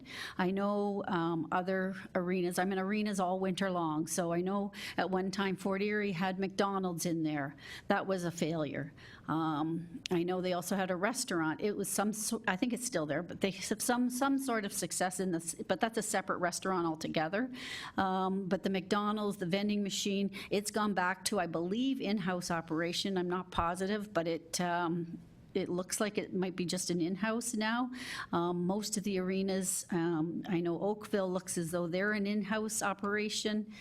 So it's not done in other towns and communities. So if they're doing it in these bigger centers, I think there is some money to be made, which again would help contribute to our operational budget there. So those are my two thoughts. I'm excited about choosing option 2 personally. Thank you, Councillor Nesnick. Any other comments? Councillor Hildebrand? Through you, Mr. Mayor. From my point of view, the food and beverage industry is a very difficult business to make any money. We're trying to enter into a new business venture where we've got essentially no experience. Qualifications, requirements for that area are different than they used to be in the past. Margins are low, and as far as I'm concerned, we really don't have a business case presented to us. So for me to approve this, I can't approve the in-house solution at this point, and I would be voting for option 1. Okay, thank you, Councillor Hildebrand. Councillor Eckert. Thank you, Mr. Mayor. I am in support of option 2. I think that we have some quality people that can adjust to this. We have some experience already operating the upstairs Chofi's Corner. I have had the privilege of traveling around Ontario like my colleague has, following my grandchildren in Ringette. And between games and before games and after games, I don't know why, but it started out in Hagersville a number of years ago, where I would go over and I would speak to the concession people. So I have had the opportunity of seeing these arenas where, first of all, it's very, very difficult to get an outside contractor to bid, because unless they're a really tight kind of mom and pop organization that is looking to supplement income, let's say, they don't generate enough income for families to live on, and it's a lot of hard work. And what I noticed is every single year you go back to the same arenas and it would be a different operator all the time, because people would go in for a year and say, I'm not making enough money to pay my mortgage, I'm out of here. The ones that are successful, there are some private that are successful. Contrary to what my fellow councillor said, they're the ones that keep the menu simple, but it's very good. And people go back for the same things. We're not in there for a sit-down, elegant dining experience. We're looking at grabbing a burger or a hot dog or French fries or chicken fingers between games. That's what families are there for. I go to a lot of arenas now where the concession stand is not even open. And it's because they can't get private to come in, and they don't take on the opportunity to run it themselves. So I'm in favor of option 2. It's a 16-month trial period. If I'm sure we're gonna start up in a slow period, we're gonna get in through the summer, we're gonna get the opportunity for our busy season, and at the end of a year, we're gonna be able to say, okay, we need to hire out, and we would be able then to put out. We're also gonna have the knowledge of just how much we're putting through there, so that we're open and honest with anybody that wants to come in and take that contract. So I would be in favor of option 2 at this time. Okay, thank you, Councillor Eckert. Everyone on this side has spoke, so everyone has spoken. Guess we'll go ahead, Councillor Kerr. I'd just like to say I appreciate the comments of the other councillors. I mean, it provides good discussion on both sides of this equation. I started the conversation in a heavy lean in one way, and now I'm rethinking my position, I'll be honest, because at least you hear different perspectives. I still am in my concern mode of the skill set required to undertake this type of operation, but I agree, the worst thing in the world is when you go in and you see a rotating, open, closed, open, closed, open, closed, inconsistency. This is something, as Councillor Deputy Mayor Eckert has brought forward, was the numbers can be collected. So even going into a negotiation, should it be decided that it should be put out for RFP, we have a lot more information of hard numbers for flow-through to work with. My instinct was, coming into this council, was the prior commitment was a semi-strong arm tactic of the particular situation, because it was all or nothing, and I had multiple entities, and I just didn't like the way the last time we got into this whole renewal of stuff went through, because it was so quick without a lot of time to really think it through, and we were kind of stuck. So I guess my comment is that I'm always open to thinking of things and listening, and it will come to a vote, and I can't say 100% right now, but let's just say I'm not as locked as I was previously. Okay, thank you. I'll go to the Director of Recreation. Through you, Mr. Mayor, I just want to make it clear that, yes, it's something new. Do we have the expertise? Maybe not totally, although we do have, staff with our food handling, and we do have the experience that we, with the SOPs and the through AGCO. We also currently, we work very closely with public health and the concession as it's ran now. Because at the end of the day, yes, we do have someone providing the service, but we own it. So again, we do work with public health. We have our food handlers. We do have experience on basically feedback from the public on what is working, what definitely is not working. And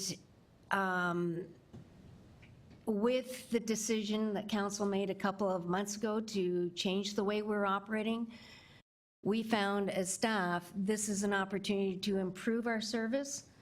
And we will be, as we know, we do have customer service staff on at the moment that are part-time, although we can use additional time that they're allowed, but we will definitely be hiring a couple more staff, in which we will be requesting food service. We will be requesting, the opportunities that we need to provide the service. So it isn't like we're totally going in blind, but I can definitely tell you we've had 2 months basically to investigate. So now what?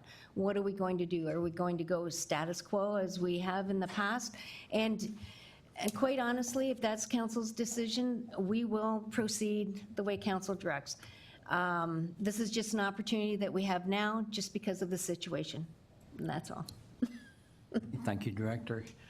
Before we get down to voting, just my own feelings. It is, I agree a lot with Councilor Wink. It is a brand new, and it's one thing to sell alcohol and sandwiches, but to get into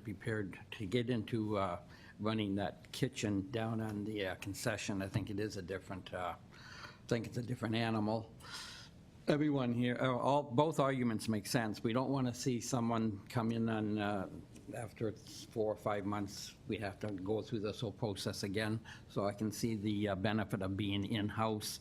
But myself, I would like to see us go out to the to the community, see if there's any interest in an operation that's already ongoing, whether it be in Fond Hill, whether it be in Fenwick, and they're interested in coming in and seeing if we can make a deal with them and go from that.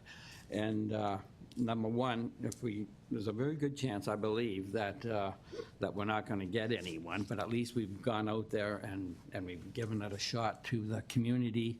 And number two, if indeed that endeavor doesn't have any longevity to it, then I would be looking forward. I would look forward to the keeping it in-house. But my vote right now would be option A.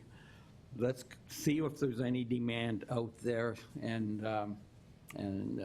that's how I would vote when we call this. So that's my feelings on it. Nothing against the town staff. Like, all the events we run around here are top-notch, no question about that. But if there's someone in the community that thinks they can bring in some other ideas, any kind of innovation, I think I would like to see that first. But that's just my own, that's where I stand on this issue. Madam Clerk, Councilor Wink. So just to add some comments based on my former employer, if I had a small business person that came into me and asked for financing of a restaurant or whatever the business may be, and they didn't have a business plan, that what was included in the business plan was projected income and expenses, we wouldn't even spend 15 minutes with the person. You know, we would suggest that, yeah, maybe you better go back and reassess what you're doing and provide a plan and provide some projections, but without those projections on where the income's going to come from and what are your expenses and your overhead and your financial margins, we just wouldn't do it. So that's where I'm at on this. I don't have a business plan. We're looking at a hope that we're going to make money. And I can't, based on my background, I can't do it I can't support a hope that it's going to work. So there's my 2 cents. Okay, thank you, Councillor. I'll go to the vote, or one more? Are we able to talk a little more Well, about it or not? Go ahead. It's an important issue. Yeah, I think it is an important issue, and I think, would it be a possibility that we could defer this decision?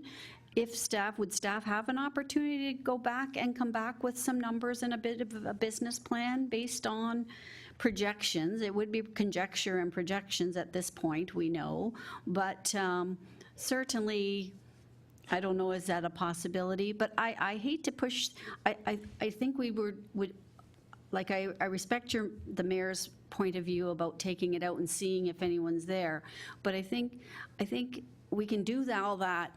You're going to know pretty quick whether you're going to make money on this or not. So I think 8 months in, you're going to know whether it's a positive move for the town to be doing this in-house. And if at that point, the numbers are saying like, no, ma'am, we're losing money, certainly get out there and look for the RFP at that point. To send out for an RFP and have nobody respond and then have to come back to the table and brainstorm a different option, I'm just wondering if going with option 2 would give us that time to either prove the point, disprove the point, and then move to the RFP as needed. Because I don't think we want that shut down for any amount of months in a row. That's just not good business. I think the business case has been set out by the MCC staff in terms of being able to provide this service, and it is a one-stop service, and that's why we brought the other little business in there with the skate sharpening, because it's there, it's handy, and the same with this. It's there, it's handy. Is it going to make us thousands, hundreds of thousands of dollars? Probably not, but I can't see it not breaking even. Just in my past. I know, like, I've worked in restaurants when I was a teenager, 1 year as a parent, and I had two early teens, preteens. We ran the kiosk down at Harold Black Park. We made money. Did we make a lot of money? No, but we certainly covered our expenses. But anyways, those are just my final thoughts. Thank you. To the CAO, I saw you reaching for your microphone. Well, initially, Councillor Niznik was asking a question, and historically, I hope that we've built a track record with each other where we try to bring you the best business case possible with as much data when we propose if there's a proposal coming from the staff or the administrative arm of the corporation. We've provided you with all the data we have. There isn't anything we've held back. We didn't think we had, and I stand by we didn't have direction to try and come up with a full-fledged business plan for a restaurant. That would take a lot of time, effort, and possibly expertise we don't have. We know there are 577,000 who came through the doors last year. Right? That's the salient piece we have. And the rest is firsthand observation from lived experience from 3 dozen staff. And probably every member of council was in the building last year too. So we can't do better, but also time is of the essence. Again, the current contract expires the last day of April. We are here in March, and there's only one meeting between now and then, in the second week of April. So that's all our time. So we do need a decision from you today. We're happy to take any direction you see fit to provide. I think if you go with option 1, we're going to limit the contract to 2 or at most 3 years and have some data. If we go with option 2, we will be collecting data and we will be back in less than 16 months. We'll probably come back at the halfway mark and then again around month 12 or 13, somewhere in there with a sort of a final report, but either way, with some data. At the moment, whether we're letting out a tender document or some sort of publicly competitive process, or we're proceeding, we're doing so, there's some amount of leap of faith because we don't have more data than we held nothing back. That's what's in the report is kind of what we have that's salient to the decision. So that either way, that's a challenge, and either way, there's a leap of faith with either avenue, and both have some merit. I think the report says that, and I think you've all flagged that. This is a tough call, so I wish you well in this decision. Okay, thank you. Okay, Councilor Olson.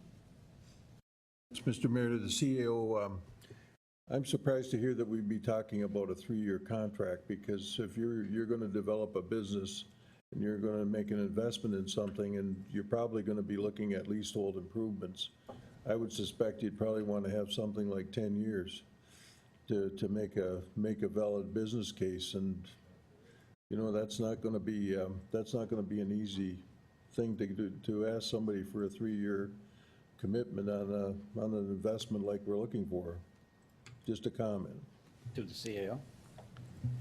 I can say it's certainly not how I view it, and I think I'm not going on a limb and just making representations on behalf of senior staff. The last contract, we got $3,000 a year in rental income, which is to say close to zero. So it's not a material line item in our budget, to use the accounting speak. So we don't know how much we get on the next one, but that's where we're starting from. And it has to be long enough for it to be viable to someone to take a chance and make a business. So 6 months or a year isn't going to do it. But if it turns out that in fact there is good money to be made here, as we think is certainly a viable possibility, because to iterate, 577,000 people came through the doors last year.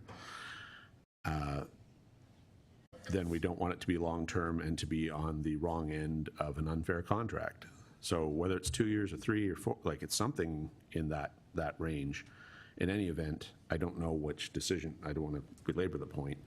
I can tell you that this will be the dominant item of our, or however you vote, this is going to become the corporate priority this afternoon for your leadership team, whichever way, because end of April, right? So we have to move in either event. Thank you. Thank you for those words. Councilor, you still have the floor. Yes, thank you, Mr. Mayor. I guess I'm a little surprised as well that we would seek an estimate of fair market value for renting the room, I guess, and renting a restaurant space, and that's the most we could expect, I guess, if we were to look at what do we call it there, the private sector alternative, I guess. Is that correct? Any idea on that yet, Mr. CAO? Honestly, I don't want to litigate this in public. We have experience and capacity at letting out purchasing opportunities and taking quotes and tenders. We're capable of that. Just when you've had your discussion on its merits, I really think at this point in time your vote's appropriate. We will react in a corporate way once you make a decision. That's all I want to say. Councilor Olson? Thank you, Mr. Mayor. I guess, so if we're going to get a report back at whatever point here, and I gather from you, you're going to be expeditious about looking at this and thorough about looking at this. And I don't, we just don't have enough time to attract somebody. So I think I'm going to reconsider myself and go along with the in-house option here. And satisfied that the objections to this are on the table, because I think we just don't have the time to do a proper job on the independent option here. So I think I would be going towards option 2, Mr. Mayor. Thank you. Okay, thank you. Must be pointed out that we are going into what I would, and just making the statement, correct me if I'm wrong, we are going into the slow time of that concession stand. So whether, I don't know if that's a valid reason why, whatever, it's your reason and that's fine. Really, let's, unless Councilor Crew, you have some great thing, let's go ahead. One little comment. I think probably, and just so others, this is a finite period of time that we're talking about. Potentially with this option. It's a 16-month, so there is a sunset period on it. This isn't like we're jumping into it and we're stuck with this for 10 years. So that has to weigh into my decision as well, that admittedly there's learning curves and everything else, but it's just because it's a finite time. We are somewhat behind the 8 ball relative to ensuring that something's continued. There would be ongoing reports come in, not just waiting till the end of 16 months, but as was mentioned, probably 6 month, 12 month, 16, like I would think that would sort of give us some better feel. So that's what I'm weighing in the back of my mind, that this is not we haven't signed a contract for 10 years with somebody, that this is a different thing, and it would just change, instead of going the RFP, which is a whole bigger ball of wax, and getting nobody, and then what do we do? I think we have to think to be expeditious about it. Okay, thank you, Councillor. I see no other comments. Madam Clerk? Thank you. Through Mr. Mayor, I would be looking for an amendment to insert one of the options into the motion. Okay. Anyone want to put forward that amendment? Councilor Nesnick? Yes, so I would. Thank you very much. Through you, Mr. Mayor, just add in where it says initiate option number 2 as identified in this report. Okay. Thank you. I have Councilor Niznik as the mover, and I'd require a seconder. Okay, and Councilor Eckert will second. Thank you, Mr. Mayor, and discussion on the amendment. Okay, any further discussion on the amendment? Motion is for option 2. No, not seeing any other comments. Call the vote. All those for option 2 and against option 2. Option 2 carries. Thank you, Mr. Mayor. That brings you to the motion as amended. I'll go ahead and use the same mover and seconder as the amendment, and the motion as amended, inclusive of option 2. Okay. So, Councilor, you'll be moving that again? That's what we're looking for, right? Yeah, if that's okay, I can just use the same. Perfect. Yes, okay. Councilor Ackert? Okay. Yes, I'm good. Okay, thank you. Any other further discussion? Not seeing any.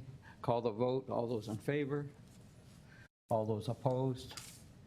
Motion carries. To the clerk. Thank you, Mr. Mayor. That brings you to your next staff report, 13.2.2, Rules and Requirements for Recreation Program Participation. I have a motion put forth by Councillor Olson, seconded by Councillor Wink, that Council receive Report 2025-0083 for information, and that Council approve policy number S70105, Rules and Requirements for Recreational Program Participation, as appended to the agenda. To you, Mr. Mayor. Thank you. Any councilors' questions, comments on this? Councilor Hildebrand. Through you, Mr. Mayor, to the director. I've read through the report. Thank you for the report. The only area of the report that I questioned is the waiver part.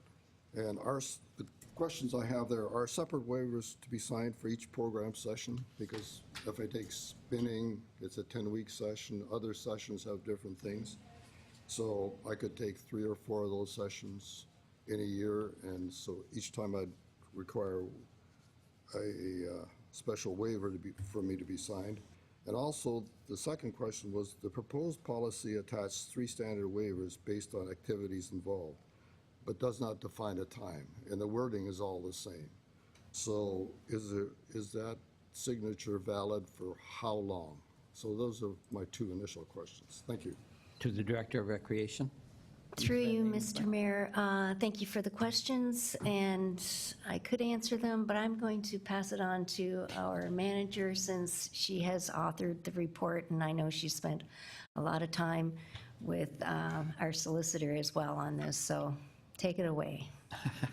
You have the floor. Thank you, Vicki. And through you, Mayor.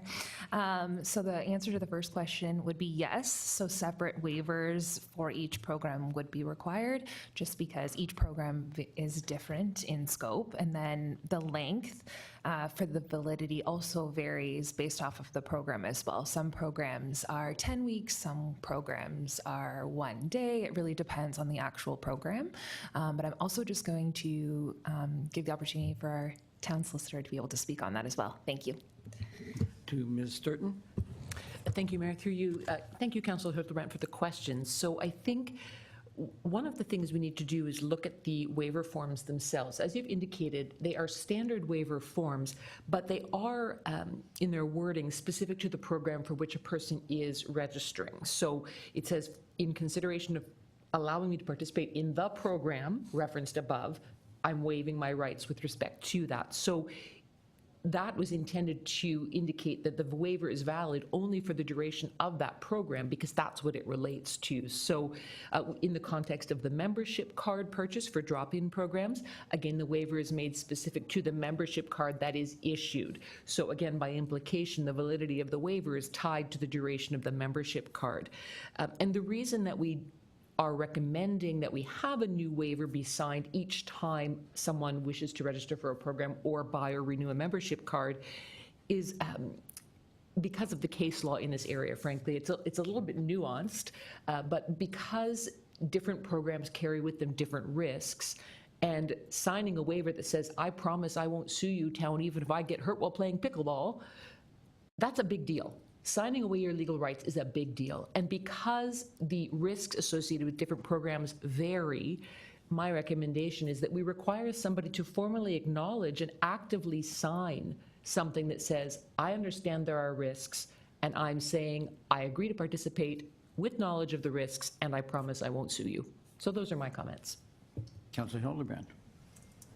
Thank you for those comments. I have no problem with signing for the document for the first spin task I take, but having to come in the next 10 weeks, sign it again, and sign it again, and sign it again, and sign it again, signing for my tennis membership, signing for my pickleball membership, signing for my volleyball thing, to me, I belong to the Y and I belong to other activity clubs. It's one signature. And at the Y, it does it all. The other clubs, one signature does it all. I don't understand why we couldn't have just an overall waiver. And then if you need each session signed, you could have I don't know whether I think you're talking about me coming in physically signing the form.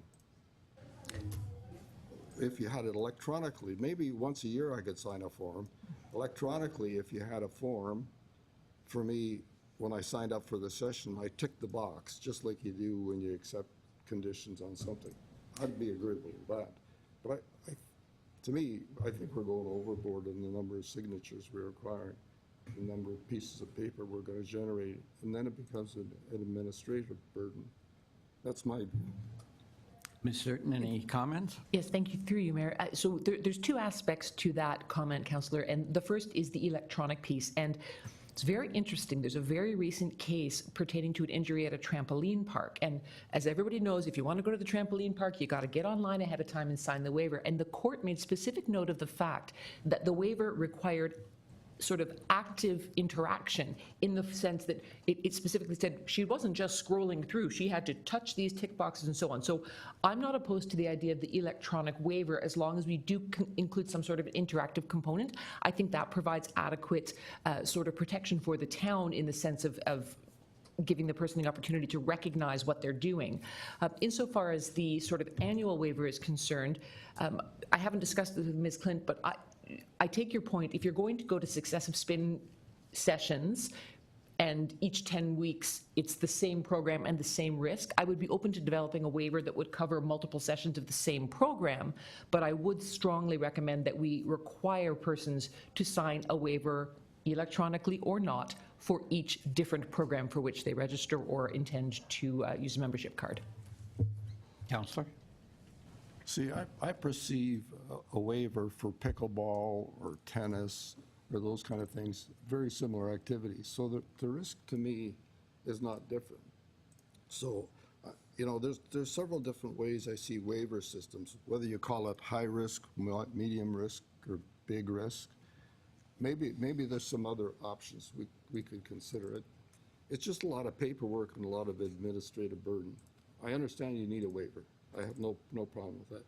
Just how we accomplish it. And the other thing is too, most of us, for me, if I'm taking a spin class, I want the 9 o'clock spin class. If I have to come in and be there however many hours there is ahead of time, because there's a lineup for those particular hours. So those are just my comments with regards to the waivers. Thank you. Thank you. To the manager? Through you, Mayor. Just to clarify, there is currently a waiver online for pre-registered programs. This is just more in depth. So I hope maybe that helps a little bit. Thanks. Excellent. So we already provide that service of electronic signing of a waiver. Excellent. And obviously, if the person signs up, pays the money, doesn't sign the waiver, you will catch that. So when they come for the actual class, you would give them a physical waiver. Is that how that would work? Or would you just reject the application? Yes, through you, Mayor. We actually would not even allow them to proceed with confirming participation in the program. Okay, excellent. Okay, thank you. Thank you. Any other comments? Councilor Hildebrand? At least they're considering, if I'm doing it one after another time, that we don't have to continue to sign multiple waivers for the same program in the same year. I can't help but think that to do a little check mark on an electronic form is not an effort for most people, Councillor. I don't mind a checkbox in the box. That's no problem. But coming in and signing a form. Yeah. And I find this kind of strange, sir, because you were always talking about covering our liability, as am I.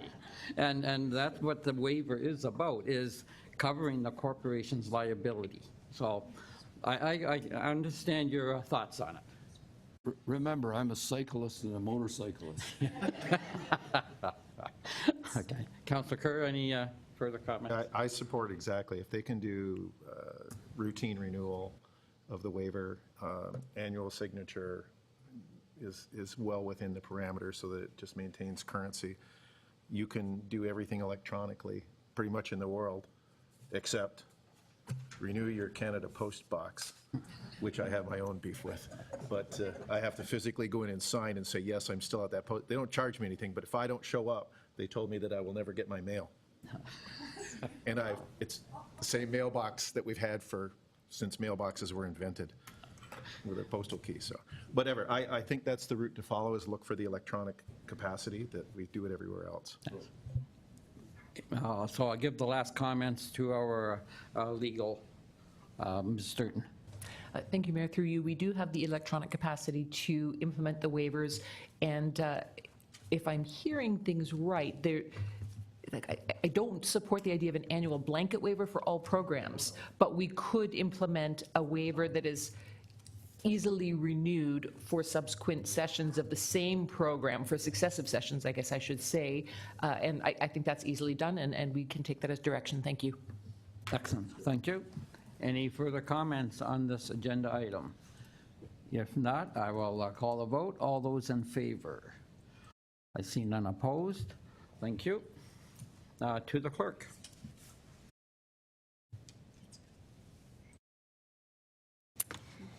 Thank you, through you, Mr. Mayor. Our next item is 13.2.3, options and requirements for automated speed enforcement in the town of Pelham. And I have a motion put forth by Councillor Olson, seconded by Deputy Mayor Eckert.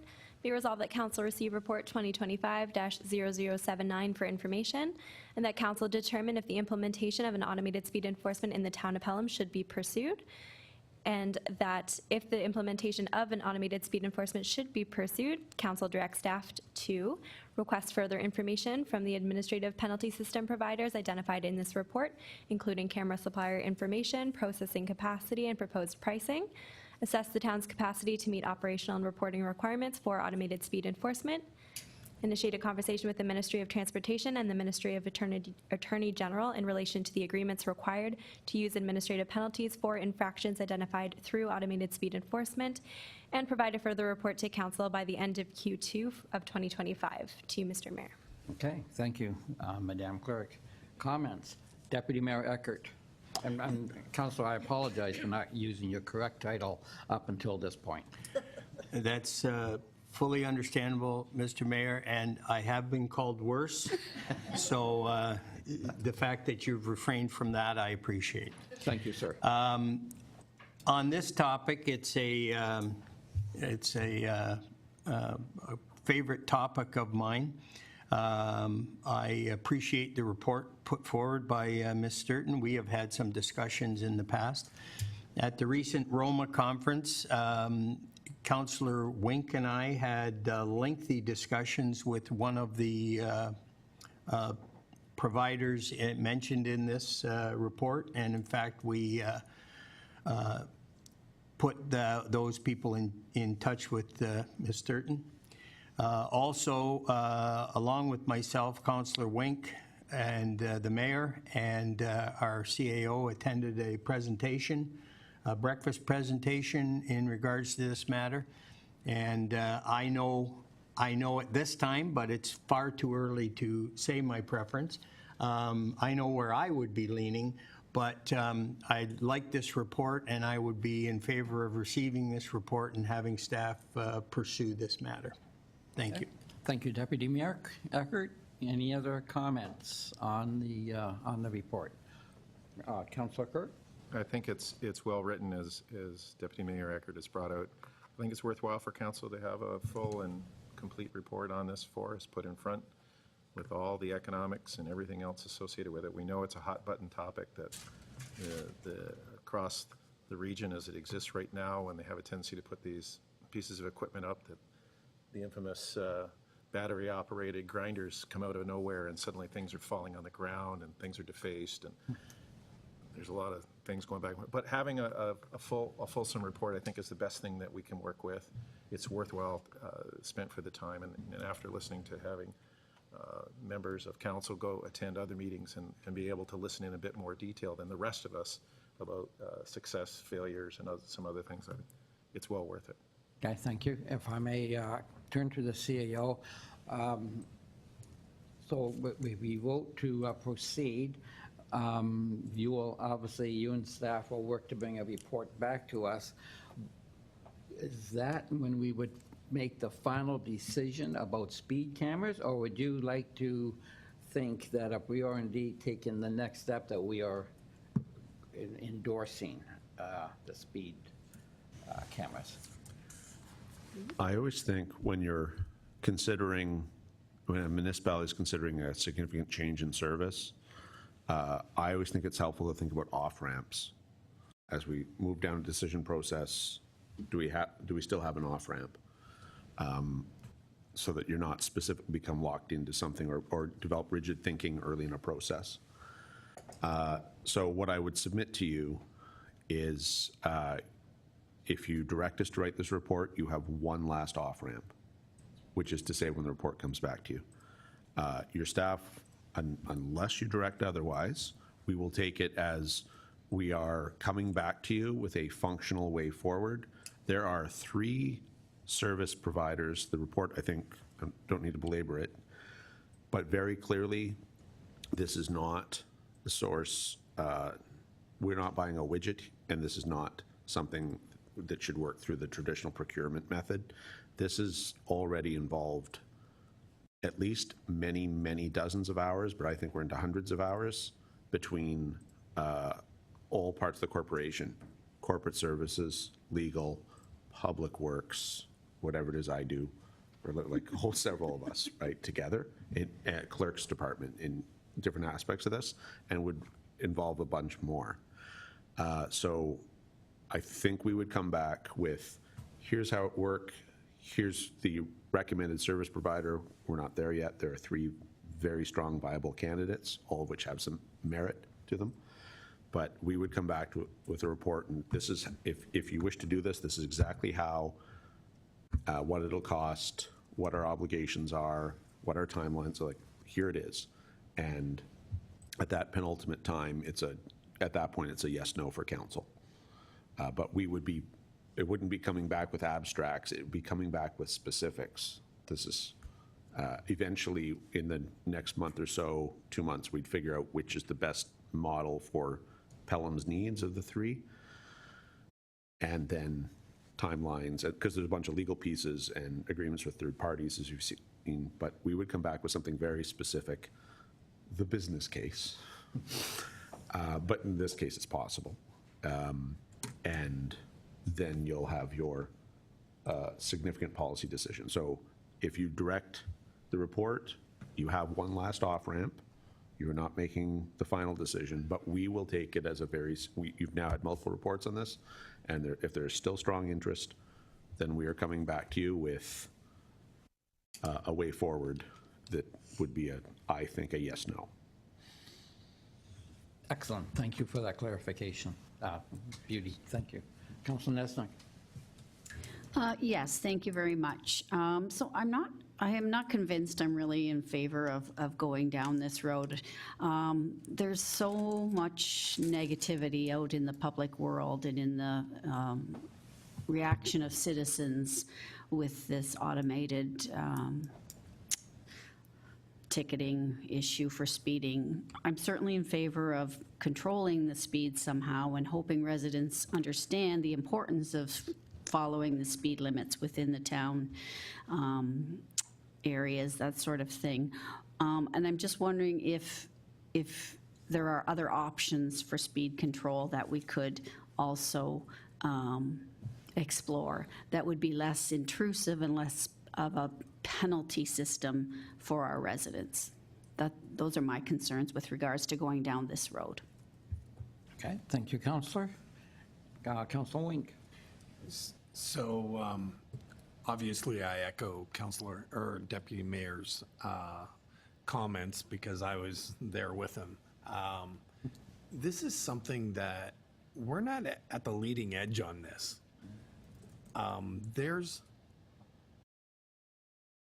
numerous communities throughout Ontario that have adopted this, and there's numerous more municipalities looking at doing this. Yes, there's some negative feedback from people getting multiple tickets over a short period of time, didn't realize that they were speeding and whatever, and end up getting 3 all at once. But unless people start changing their habits, you know, speeding is going to be an issue for a very long time. Speeding kills. Let's be blunt. Like, we're looking after the safety of the community and our residents and our children. So if we can slow people down a little bit, and I just love people that are bombing by my house and whatever, and thinking, would you have to do this if you left 5 minutes earlier? You know, so something's got to be done, and I appreciate the report that's provided in front of us. It is not an easy decision. There are going to be people out there that don't like this type of thing, but we have to make the hard decisions, and I am in full support of taking it to the next step. So thank you. Thank you, Councillor. Any other comments? I will also vote for the report. And again, to clarify, Mr. CAO, if you will, the report, if we do make this step, and of course it'll be in the next report, I realize this, the cameras do go into community safety zones. Is that correct? So that is correct.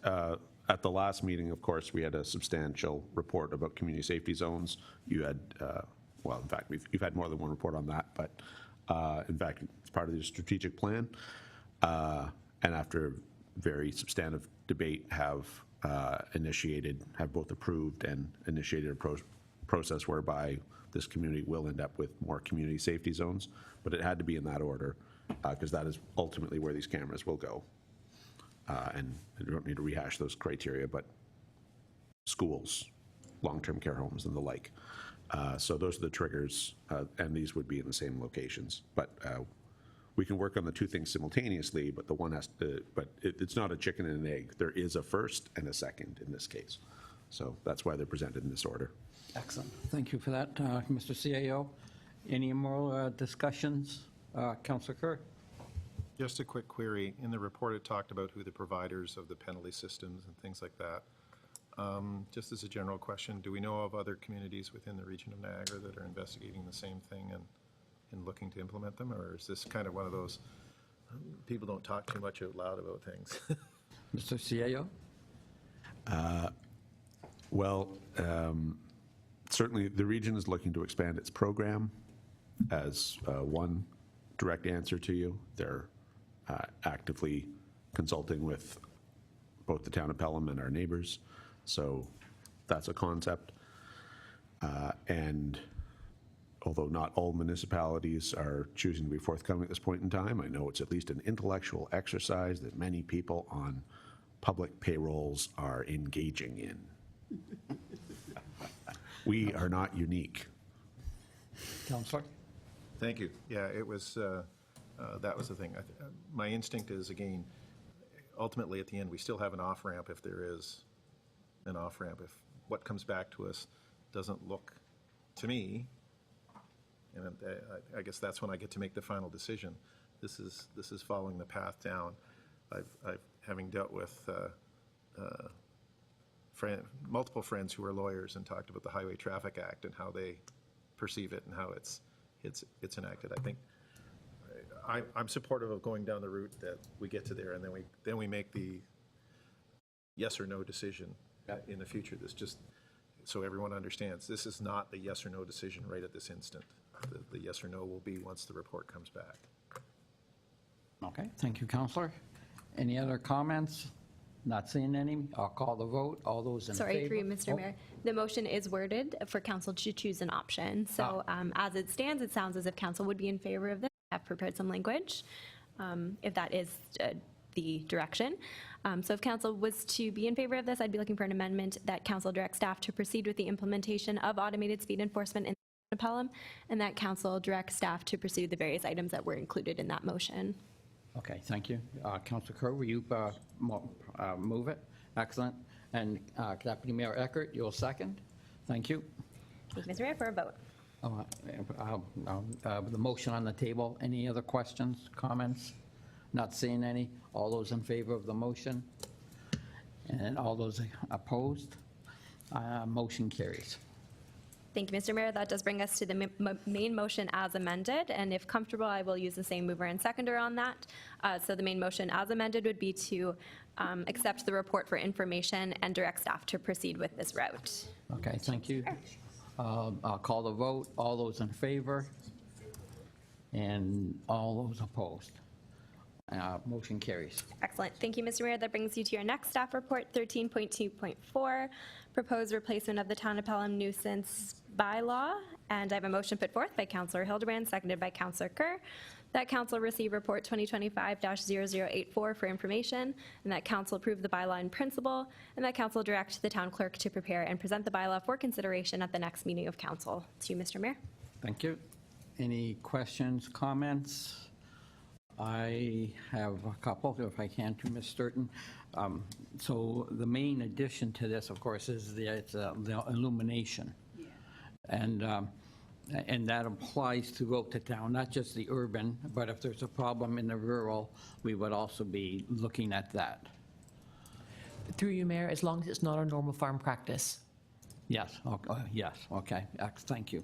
And again, this will, bylaw would have to go out at the appropriate time, and they would be enforcing the bylaw rules.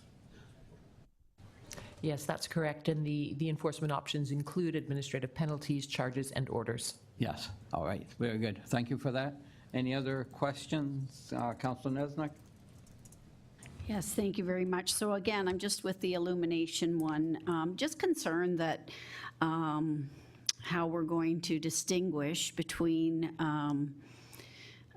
a light on someone's back porch versus that, and the person who owns the light on the back porch thinks it's nice because it lights up their back porch, but the neighbor does not like it because it shines into their bedroom window at night. So I know, like I read what it means to be that it has to kind of cause a nuisance to the neighbor. So just how are we going to distinguish that through this bylaw? Ms. Sturton? Thank you, Mayor. Through you to Councillor Niznik.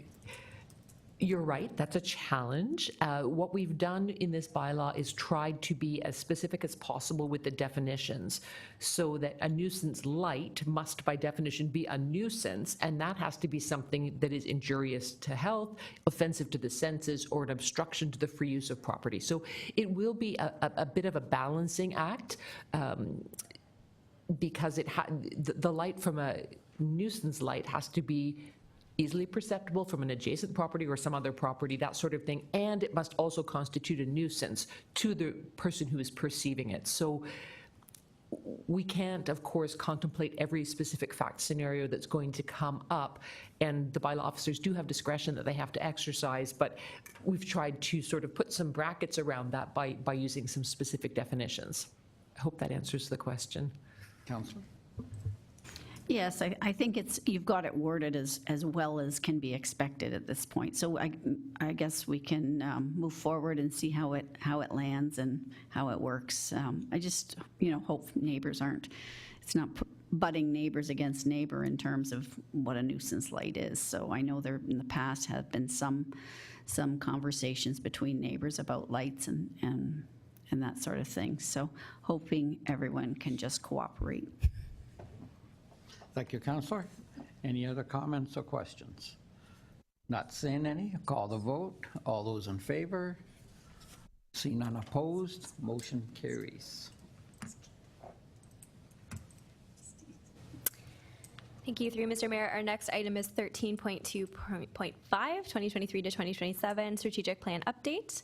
Mr. Mayor, Councillors Kerr and Hildebrand have declared a pecuniary interest with respect to a portion of this item relating to hydro. For procedural clarity, they are welcome to remain in the room for the discussion if they would like to. But with that said, there has been a request that the motion be divided into two sections to allow them to participate in the strategic plan, save and accept that item.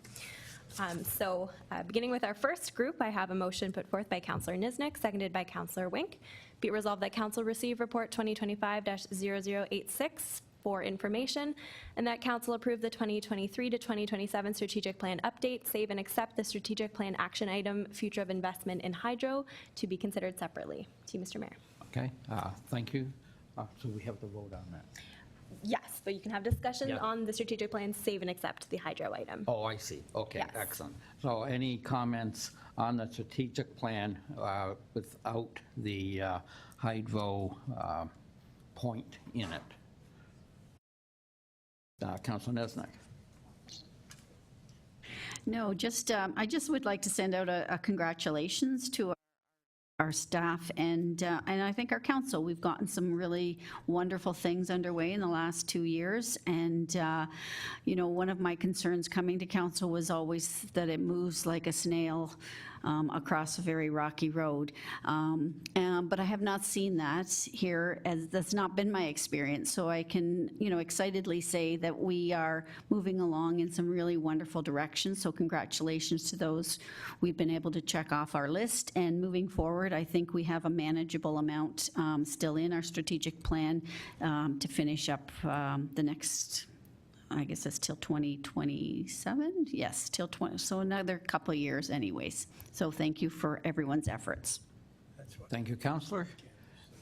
Any other comments? I guess I echo those comments. We had a great meeting at the MCC several weeks ago, went through all the items that we have done and that we had to rename a few, redirect perhaps, and then added quite a few more to make sure that Mr. CAO and town staff are kept busy in the next month or year and a half. And of course, my computer just chose this time to go blank, so I don't have the list on my to me.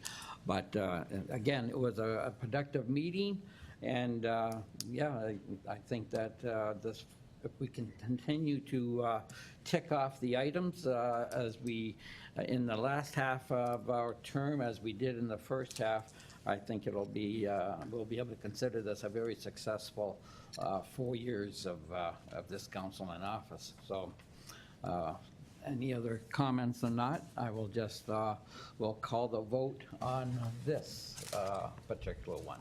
All those in favor? I see none opposed. Motion carries. Madam Clerk. Thank you, Mr. Mayor. That brings you to the next motion on this item, and that is moved by Deputy Mayor Eckert, seconded by Councillor Olson, that the strategic plan action item, future of investment in hydro, be reaffirmed, removed, or renamed. To you, Mr. Mayor. Okay, thank you. I guess before I send it out to council, to the members of council, I would like to just have this myself reaffirmed and continue to have the CAO move ahead with this project. Councilor Link, I see you had your hand. Yes, sorry for doing a contrary opinion, but I would like to see it removed at this point in time. We are the smallest shareholder in a larger corporation. It's not like we can move we've tried before, we can't move the shareholders ahead of us to look at a different view on the investment in hydro. It's just taking up staff time to continue on in this regard. Not to say that if someone much larger, as far as shareholders are concerned, would come to us, we would, at that point in time, we would consider options, but at this point in time, we can't push from below, so I'm okay removing it at this point in time. So there has been other information. Mr. CA, how do you suggest that we go forward on this? Because the other information is indeed a monumental, I would think. This year, so there have been some material changes in the overall operating and legal environment, firstly. 3 years ago, this corporation took at least an initial foray look at this concept and whether investment made sense, and broadly speaking, how might a return be maximized, or benefit from the asset be maximized. But at that time, the province of Ontario was taxing sales of hydro shares in hydro corporations when municipalities disposed of them, and that has changed, which alone is a enormous material change. Beyond that, my office has very recently come into possession of new information, and any penultimate decision of course lies with council, but I would submit to you there are enough material changes that I think it's appropriate. I would recommend endorsing staff spending time on this file. Ms. Quinlan Murphy and I have spent equal amounts of time on it, and her financial assessment is always more shrewd than is mine, but I think she's in complete agreement. I see a positive up and head down nodding motion, which I think means affirmation, and I think it's worth investigating further. There are a couple of different potential outcomes. There's at least one more potential outcome that wasn't on the table the last time we corporately turned our mind to this. So with new variables, I think it's worthy of analysis, and what that means ultimately, I have no idea, but I do think it's worth analysis at this point in time. Okay, thank you, Mr. CEO. Council Wink. Yes, so through you, Mr. Mayor, to the CAO. So if we removed it, it doesn't mean it still cannot be worked on. It's just not as part of our strat plan. But because we remove it, it doesn't mean that we can't have meaningful conversation going forward on this, correct? Or not? The way we've been operating for the past, call it 6 years, has largely been that items we have our day jobs, all of us, on payroll, and then the items that are sort of extraordinary tend to be listed as action items in the strategic plan, which is to say we all feel justified in spending what amounts to tax dollars, our salaries, our time, working to forward those things. If you remove this or if you affirm it, so if it's not on the list, there are, I think that will lead to 28 other things to spend time on. And barring emergency, we didn't think we were going to spend time focusing on a fire at the MCC last year. We did. But barring those sorts of things, we just spend our time on either our day jobs or those items that are listed as action items. So it won't make the top 28 on my desk. And from there, that holds true to other people in the corporation. We take our cues from you. You've identified a lot of things we can spend time on, and I'm very happy. We work for you, so we will spend the time where you want us to. But if it's removed, then I don't think it'll be a prime focus of this corporation or this administration. To the Ms. Murphy Quinlan. Yeah, through you, Mr. Mayor, I just want to support what the CEO is saying. I think it's really important that it stays on the strat plan, especially with the changes, the tax changes that the province is pushing, that has proposed. It is a completely different time period than it was 3 or 4 years ago. So I think it's important even to send the message out that this is important to the town and we're looking at it. And so I would support the CEO to say, please keep it on the strat plan. Thank you. Council Wink. Yes, so based on the comments of the treasurer and the CAO, I'll agree with you, Mayor, and won't be contrary anymore, and just have this reaffirmed. Welcome back to the fold. Thank you for those comments, Council Wing. Council Nesna. Excuse me, sorry. So in looking at this, it's an asset the town holds, and the asset's not going to go away. It is bringing in some income every year. I think if you proceed with regards to its future, in terms of, I assume the future of investment means you either keep it or you sell it. So once it's sold, it's gone forever. So I guess my concern is that I think we have enough other items on our strategic plan to take us from now till 2027. If that's not on the plan, it can certainly be revisited after 2027. So my hope is that it would be removed at this point. Okay, thank you. And before I go to any other council, if I may, there is I've been talking to other people within the region, and the Council of Lincoln has written 2 newspaper articles telling the province to get ahead with amalgamation. If what is ours now, if we go through amalgamation, it's not ours anymore. It gets spread between whoever we get amalgamated with. So just also keep that in mind. There's a lot of, since that election, I can tell you that there's a lot of people knocking on Doug Ford's door, and they're a lot different than what we think in this council, that we want to go with the status quo.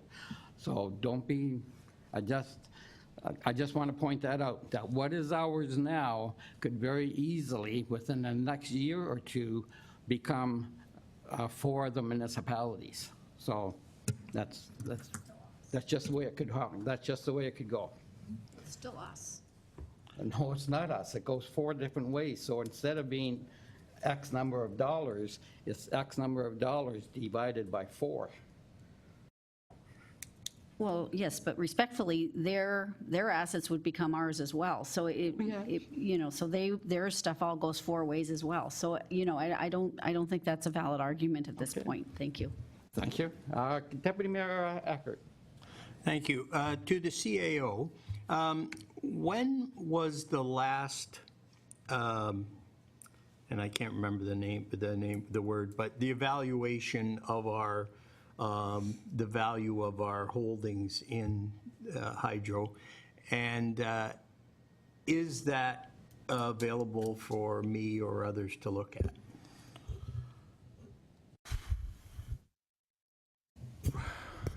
It's a challenge the CAO day.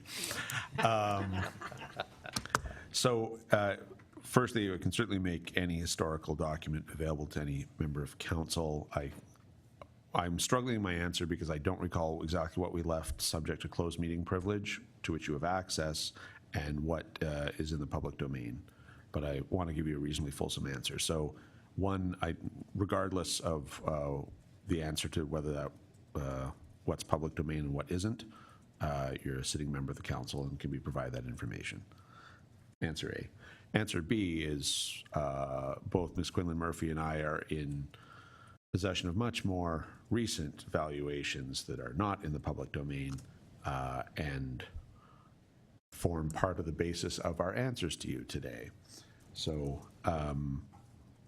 if this is a file upon which we are directed to work, there will be at least an update which would be properly subject to closed session, and more information can be provided to you. And if we're told not to work on it, we will respect you, of course, and go on with other things. But I do have access to recent information, but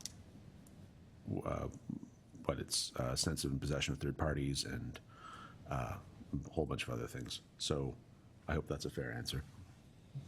Deputy Mayor. Thank you. So clearly at this point in time, it's very fluid.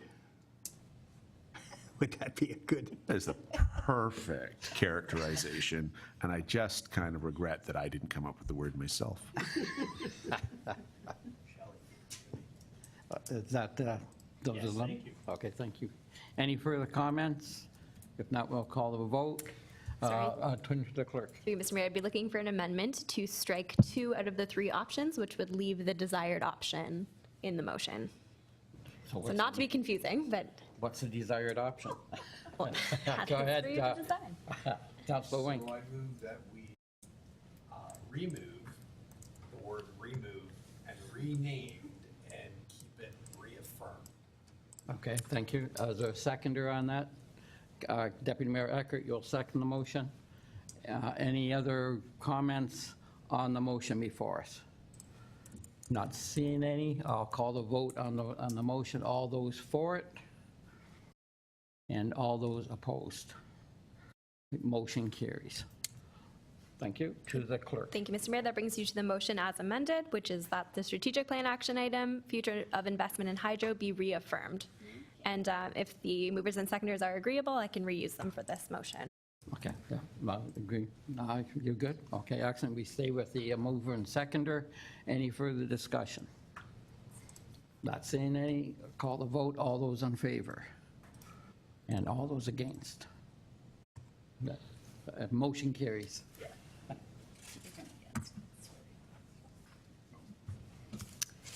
Thank you, Mr. Mayor. That brings you to item 16, and I have a motion put forward by Councillor Wink, seconded by Councillor Kerr. Be it resolved that Council of the Town of Pelham, having given due consideration to the following, do now read a first, second, and third time, and do pass same, and that the mayor and clerk be and are hereby authorized to sign and seal the bylaws as follows.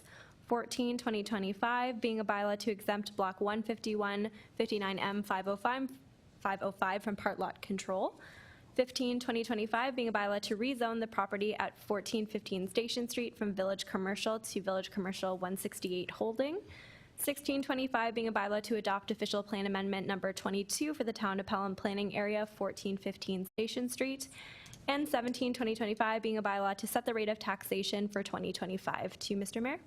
Yep, thank you. Any comment, discussion on the bylaws? Not seeing any. Call the vote. All those in favor? I see none opposed. Motion carries. Excellent. Thank you, Mr. Mayor. That brings you to motions and notices of motion. We do have a notice of motion presented by Councillor Niznik this morning. Councilor Nesnick, you have the floor. Yes, I had a note somewhere. I had my note, but can't seem to locate it, so I'll go off the cuff. Thank you. Yes, I would like to ask if, through you, Mr. Mayor, if staff, Public Works could create a report on increasing the number of parking spaces along Pelham Street.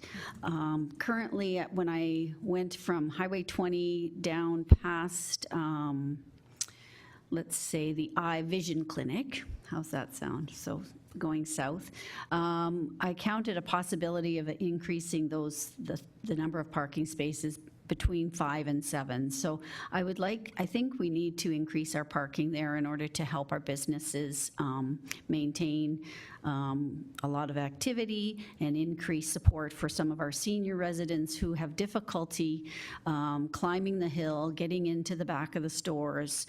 I know I have an elderly parent who cannot access the bank very easily because in order for her to park in the back, then she has to somehow notify the inside the bank person, who has to then come out, get a key for the elevator, turn the elevator key on, have her go in the elevator, it rises her up onto Pelham Street, and then she has to enter the bank from the front. It's utterly ridiculous when there is certainly a parking space available that's being taken up by a tree, where she could easily pull in and park. So I would like to, there would be some removal of maybe some of the metal appliances that are along the road that were put there to beautify that part of town, as well as maybe a tree or two would have to be removed, with the idea that we'll replant many trees in other areas that don't take up parking spaces. So just asking for a report on that, if that would be possible. That's what I'll be bringing for the next meeting. Okay, thank you. Thank you. And that, Mr. Mayor, brings to your notice of motion. Yes, and Council, I apologize that I didn't have this in the agenda. I actually just thought about it this morning, looking at the news that's before us for the last couple of weeks, and God knows how much longer it's going to be there. But I thought that perhaps, and this will be in my motion in 2 weeks, and this is not to put any slight on our budgetary process that we all went through, but I'm wondering if in lieu of the possible higher strain that's going to be on Canadian businesses, Pelham businesses, if I'm going to ask staff to have another look at the budget. I realize we've already sent out some RFPs and some budget money has been spent, but I'm going to have I'd like staff to take one final look at the budget that we passed, and is there, in concerns with the economic situation that we're finding ourselves, or very well could find ourselves in, if there is indeed any items that we could either reduce or eliminate to the next budget year. So that's my motion I'm going to be bringing, and we will have ample discussion at that time. Thank you, Madam Clerk. Thank you, Mr. Mayor. That brings us to Councillor Olson's motion on Highway 20 runoff at Marlene Stewart Street Park, and I understand that the Deputy Clerk will be reading this into the record for Councillor Olson. Thank you. Through you, Mr. Mayor. Whereas 12 Mile Creek is Niagara's last remaining cold water habitat, home to native species such as the brook trout, making its conservation essential to protecting our natural heritage and biodiversity. And whereas since 2013, organizations including Trout Unlimited Canada and Niagara College have prioritized restoration and protection efforts to enhance fish habitat within the watershed. And whereas road salt runoff has increased salinity levels in 12 Mile Creek, posing a significant threat to aquatic life that requires cold, clear, oxygenated, clean water to survive. And whereas existing regional infrastructure may be available to address this issue, but may require assessment and improvements. Therefore, be it resolved that Council directs staff to prepare a report in Q2 of 2025 outlining potential measures that the town can implement on town-owned property to prevent, reduce, or slow the entry of road salt into the creek, and that town staff engage Niagara Region staff to determine the performance of the existing stormwater management outlet at MSSP and review maintenance and operations standards from the stormwater management outlet, and that town staff collaborate with the Niagara Region, the Niagara Peninsula Conservation Authority, service clubs, and community organizations to support any stormwater management outlet rehabilitation project to maintain quality levels for water discharging into the headwaters of the 12 Mile Creek Rehabilitation Project. And Mr. Mayor, I forgot to mention that is moved by Councillor Olson and seconded by the Deputy Mayor Eckert. Okay, thank you. Councillor Olson, any further words on your motion? No, just I want to say thank you to the clerks, of course, for all their assistance, including reading that lengthy motion today, and to Councillor Deputy Mayor Eckert for seconding for me. I think the motion speaks largely for itself. There's a very serious situation, and it's part of the amount of salt we use on the roads, which seems to be increasing. And I'm not saying that we're using too much, but I don't think we're capturing it when it goes into the stream properly. And this motion calls for a cooperative effort between Niagara Region and PCA to determine what maintenance is required in the system as it exists right now before we add any money to it. I also believe that if it's put in this fashion, that there will be available funds in the 12 Mile Creek, Upper 12 Mile Creek Rehabilitation Project, which has completed the work behind Pelham Cares, working on the work behind the Lions Club, and I believe that that's the body and the vehicle to get us to the improvements that we need here. We're at the stage now where the trout are coming back in the creek, in 12 Mile Creek, but they can't come through this branch because of the salinity in it, and before they can be restored, this has to be fixed. Okay, thank you. Deputy Mayor Eckert? Thank you, Mr. Mayor. I was pleased to second this motion. I think it goes hand in hand with the improvement and enhancements that Councillor Olson mentioned behind Pelham Cares to improve or eliminate some erosion in that area.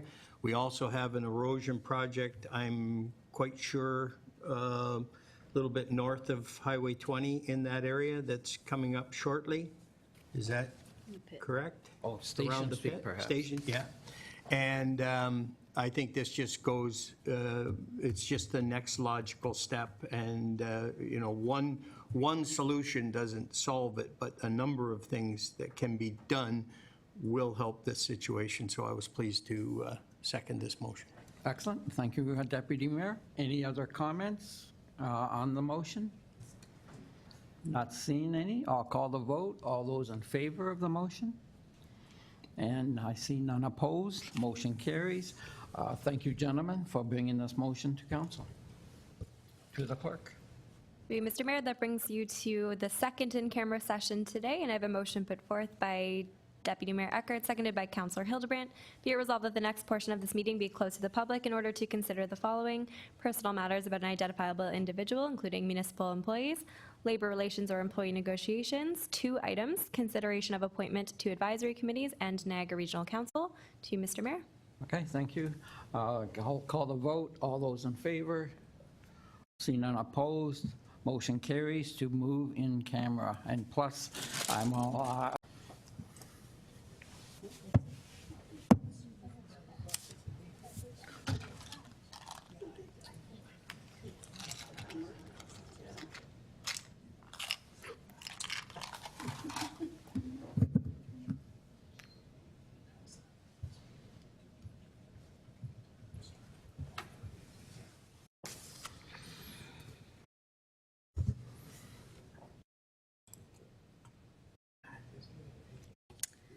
Okay, thank you, Mr. Mayor. I can confirm that the recording and the live streaming has begun. We are now in open session.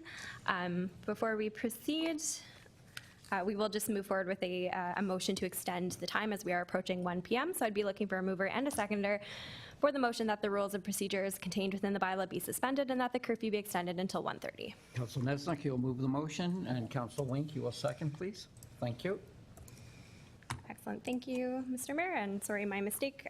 We do have a motion to reconvene the regular meeting of council. And I have that is moved by Councillor Olson, seconded by Councillor Nisnik. Okay, thank you. So now we're in an open session. Just like to say that we had a wholesome discussion in camera. Before we call the vote, any other comments going forward? I've not seen any. So, Madam Clerk, please proceed with the vote. Thank you, Mr. Mayor. So sorry, that is to reconvene the regular meeting of council and adjourn with the reports. And I would just make a note on an open session here that I have received a report from council to proceed with the direct appointment of the Niagara Regional Council vote this afternoon, which will occur following this motion. So to you, Mr. Mayor, just a motion to reconvene the regular meeting. I'm sorry. No problem. Motion to reconvene. All those in favor?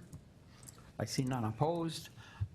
Meeting is now reconvened in open session. Excellent. Thank you, Mr. Mayor. Before we head to the Regional Council vote, I have a motion moved by Councillor Nisnik, seconded by Councillor Hildebrandt. Be it resolved that council appoint the following individual to the Pelham Seniors Advisory Committee, Laura Mikovic, and that council direct the clerk to prepare and present the bylaw at the next regular meeting of council. To Mr. Mayor. Okay, thank you. I'll call the vote. All those in favor? See none opposed. Motion carries. Thank you, Mr. Mayor. And that brings us to the vote for the direct appointment of an applicant to Niagara Regional Council. Per the council vacancy policy, Mr. Mayor, I will be presiding over this vote. Wait, before you begin, may I? So as mayor and representing this council, I'd just like to thank all 9 applicants that put their name forward for this position. It was great to see that kind of interest in the community, and I can only hope that this same interest continues to grow when we have our next election in 2026. And again, we had some great candidates. come forward. And on behalf of council, we thank you for putting your name and taking that step into the public service realm. Thank you. Thank you, Mr. Mayor. So I will proceed with calling upon each member of council in alphabetical order by surname. Each member shall indicate their chosen candidate by verbally stating their name. The applicant who receives the majority of votes will be deemed the successful candidate. If no candidate secures a majority, the applicant with the fewest votes, along with any member who received no votes, will be eliminated. In the event there is a tie for the lowest number of votes, I will randomly draw one of the tied names from a hat, and that individual will be eliminated. This process will continue until a majority winner has been determined. If we do reach a final tie between two candidates, I will place each name into a hat and randomly select one, and that individual will be the successful candidate. So proceeding with the vote, we will begin with Councillor Eckert. Frank Adamson. Frank Adamson. Thank you. Councillor Hildebrandt. Councillor Olson? Thank you. Mayor Junkin. Councillor Olson. Thank you. Councillor Kerr. Councillor Olson. Councillor Niznik. Wayne Olson. Thank you, Mr. Mayor. Councillor Wayne Olson has received the majority of votes and has been determined to be the successful candidate. With that in mind, we will then proceed to a motion to appoint Councillor Olson. Thank you. So we need a motion. So I'd be looking for a mover and a seconder on the following motion. Be it resolved that Council of the Town of Pelham recommend that Councillor Wayne Olson be directly appointed to the position of Councillor, Regional Municipality of Niagara for the remainder of the 2022-2026 term, with a start date to be determined by Wayne Olson in consultation with the clerk and Niagara Regional Clerk, and that the clerk be directed to notify the Niagara region of this recommendation. To Mr. Mayor, for a mover and a seconder. Councillor Kerr, will you move it? And Councillor Hildebrand, will you second? Thank you very much. Any further discussion on this motion before us? Not seeing any. On the motion, sure, all those in favor? And I see none opposed. Madam Clerk? Thank you, Mr. Mayor. That brings you to item 21 of the agenda. Wait, perhaps I should go back. I'm sorry. Councillor Olson, congratulations on moving to Regional Council.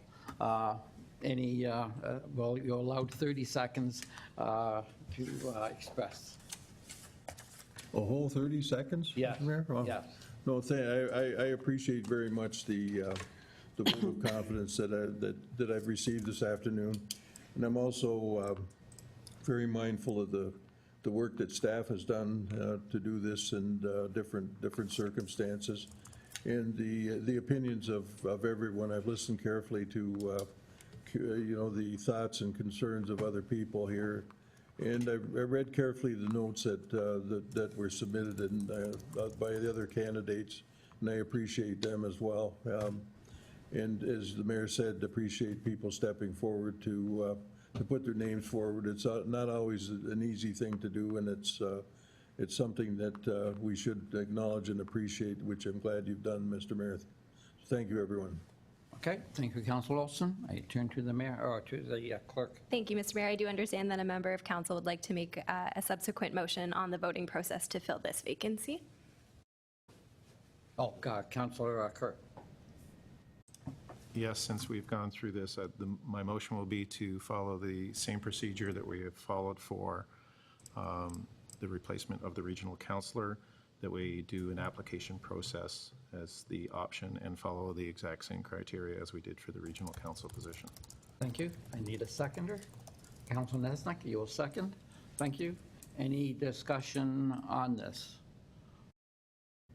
Again, just like to say that I think this process, to fill the regional council seat, we had great participants, great applicants come in, and I'm looking for great applicants coming to take up their spot on the Pelham Town Council.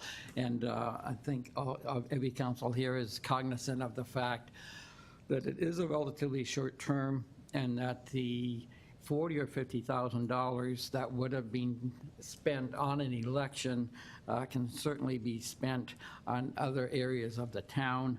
And I think that this is for sure a great way forward to fill this seat. Thank you. Thank you, Mr. Mayor. I do understand the CIO has some additional commentary. To the CIO.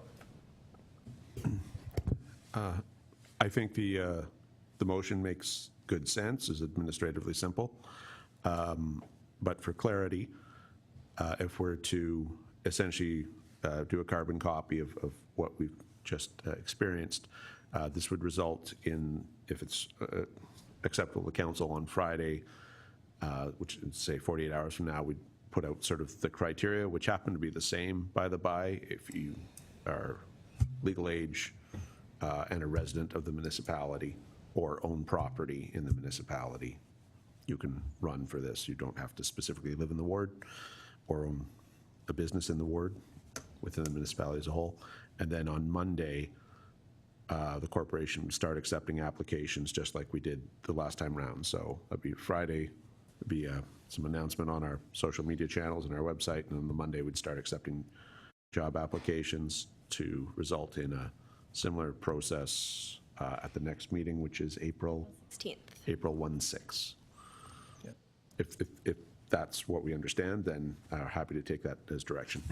Councillor Kerr, that's, go ahead. Yes, that's my intention, and knowing that I have to carry a load for a while, and I can, contrary to maybe some people's thought of what I do, but yes, that was the intention. Bob says he'll chip in and help. Excellent. Thank you, Mr. Mayor. We still do need a vote on that direction. All those in favor of this motion? I see none opposed. Motion carries. We look forward to that going out. That would be on the town website, obviously. Yes? Correct. Thank you. Yes, we do have an existing council vacancy page, so I will just keep that page active and upload the new information. Mr. Mayor, that brings you to item 21, and I have a motion put forth by Councillor Niznik, seconded by Councillor Wink. Be it resolved that the following be read a first, second, and third time and passed, being a bylaw 18/2025 to adopt, ratify, and confirm the proceedings of Council of the Town of Pelham at its regular meeting on the 26th day of March 2025. To you, Mr. Mayor. I thank you. Any further discussion? Not seeing any. All those in favor? I see none opposed. Motion carries. Thank you, Mr. Mayor. That brings you to adjournment. I have a motion put forward by Deputy Mayor Eckert, seconded by Councillor Olson. Be it resolved that this regular meeting of council be adjourned until the next regular meeting scheduled for April 16th, 2025 at 9 a.m. To you, Mr. Mayor. Thank you. All those in favor? See none opposed. Meeting is adjourned.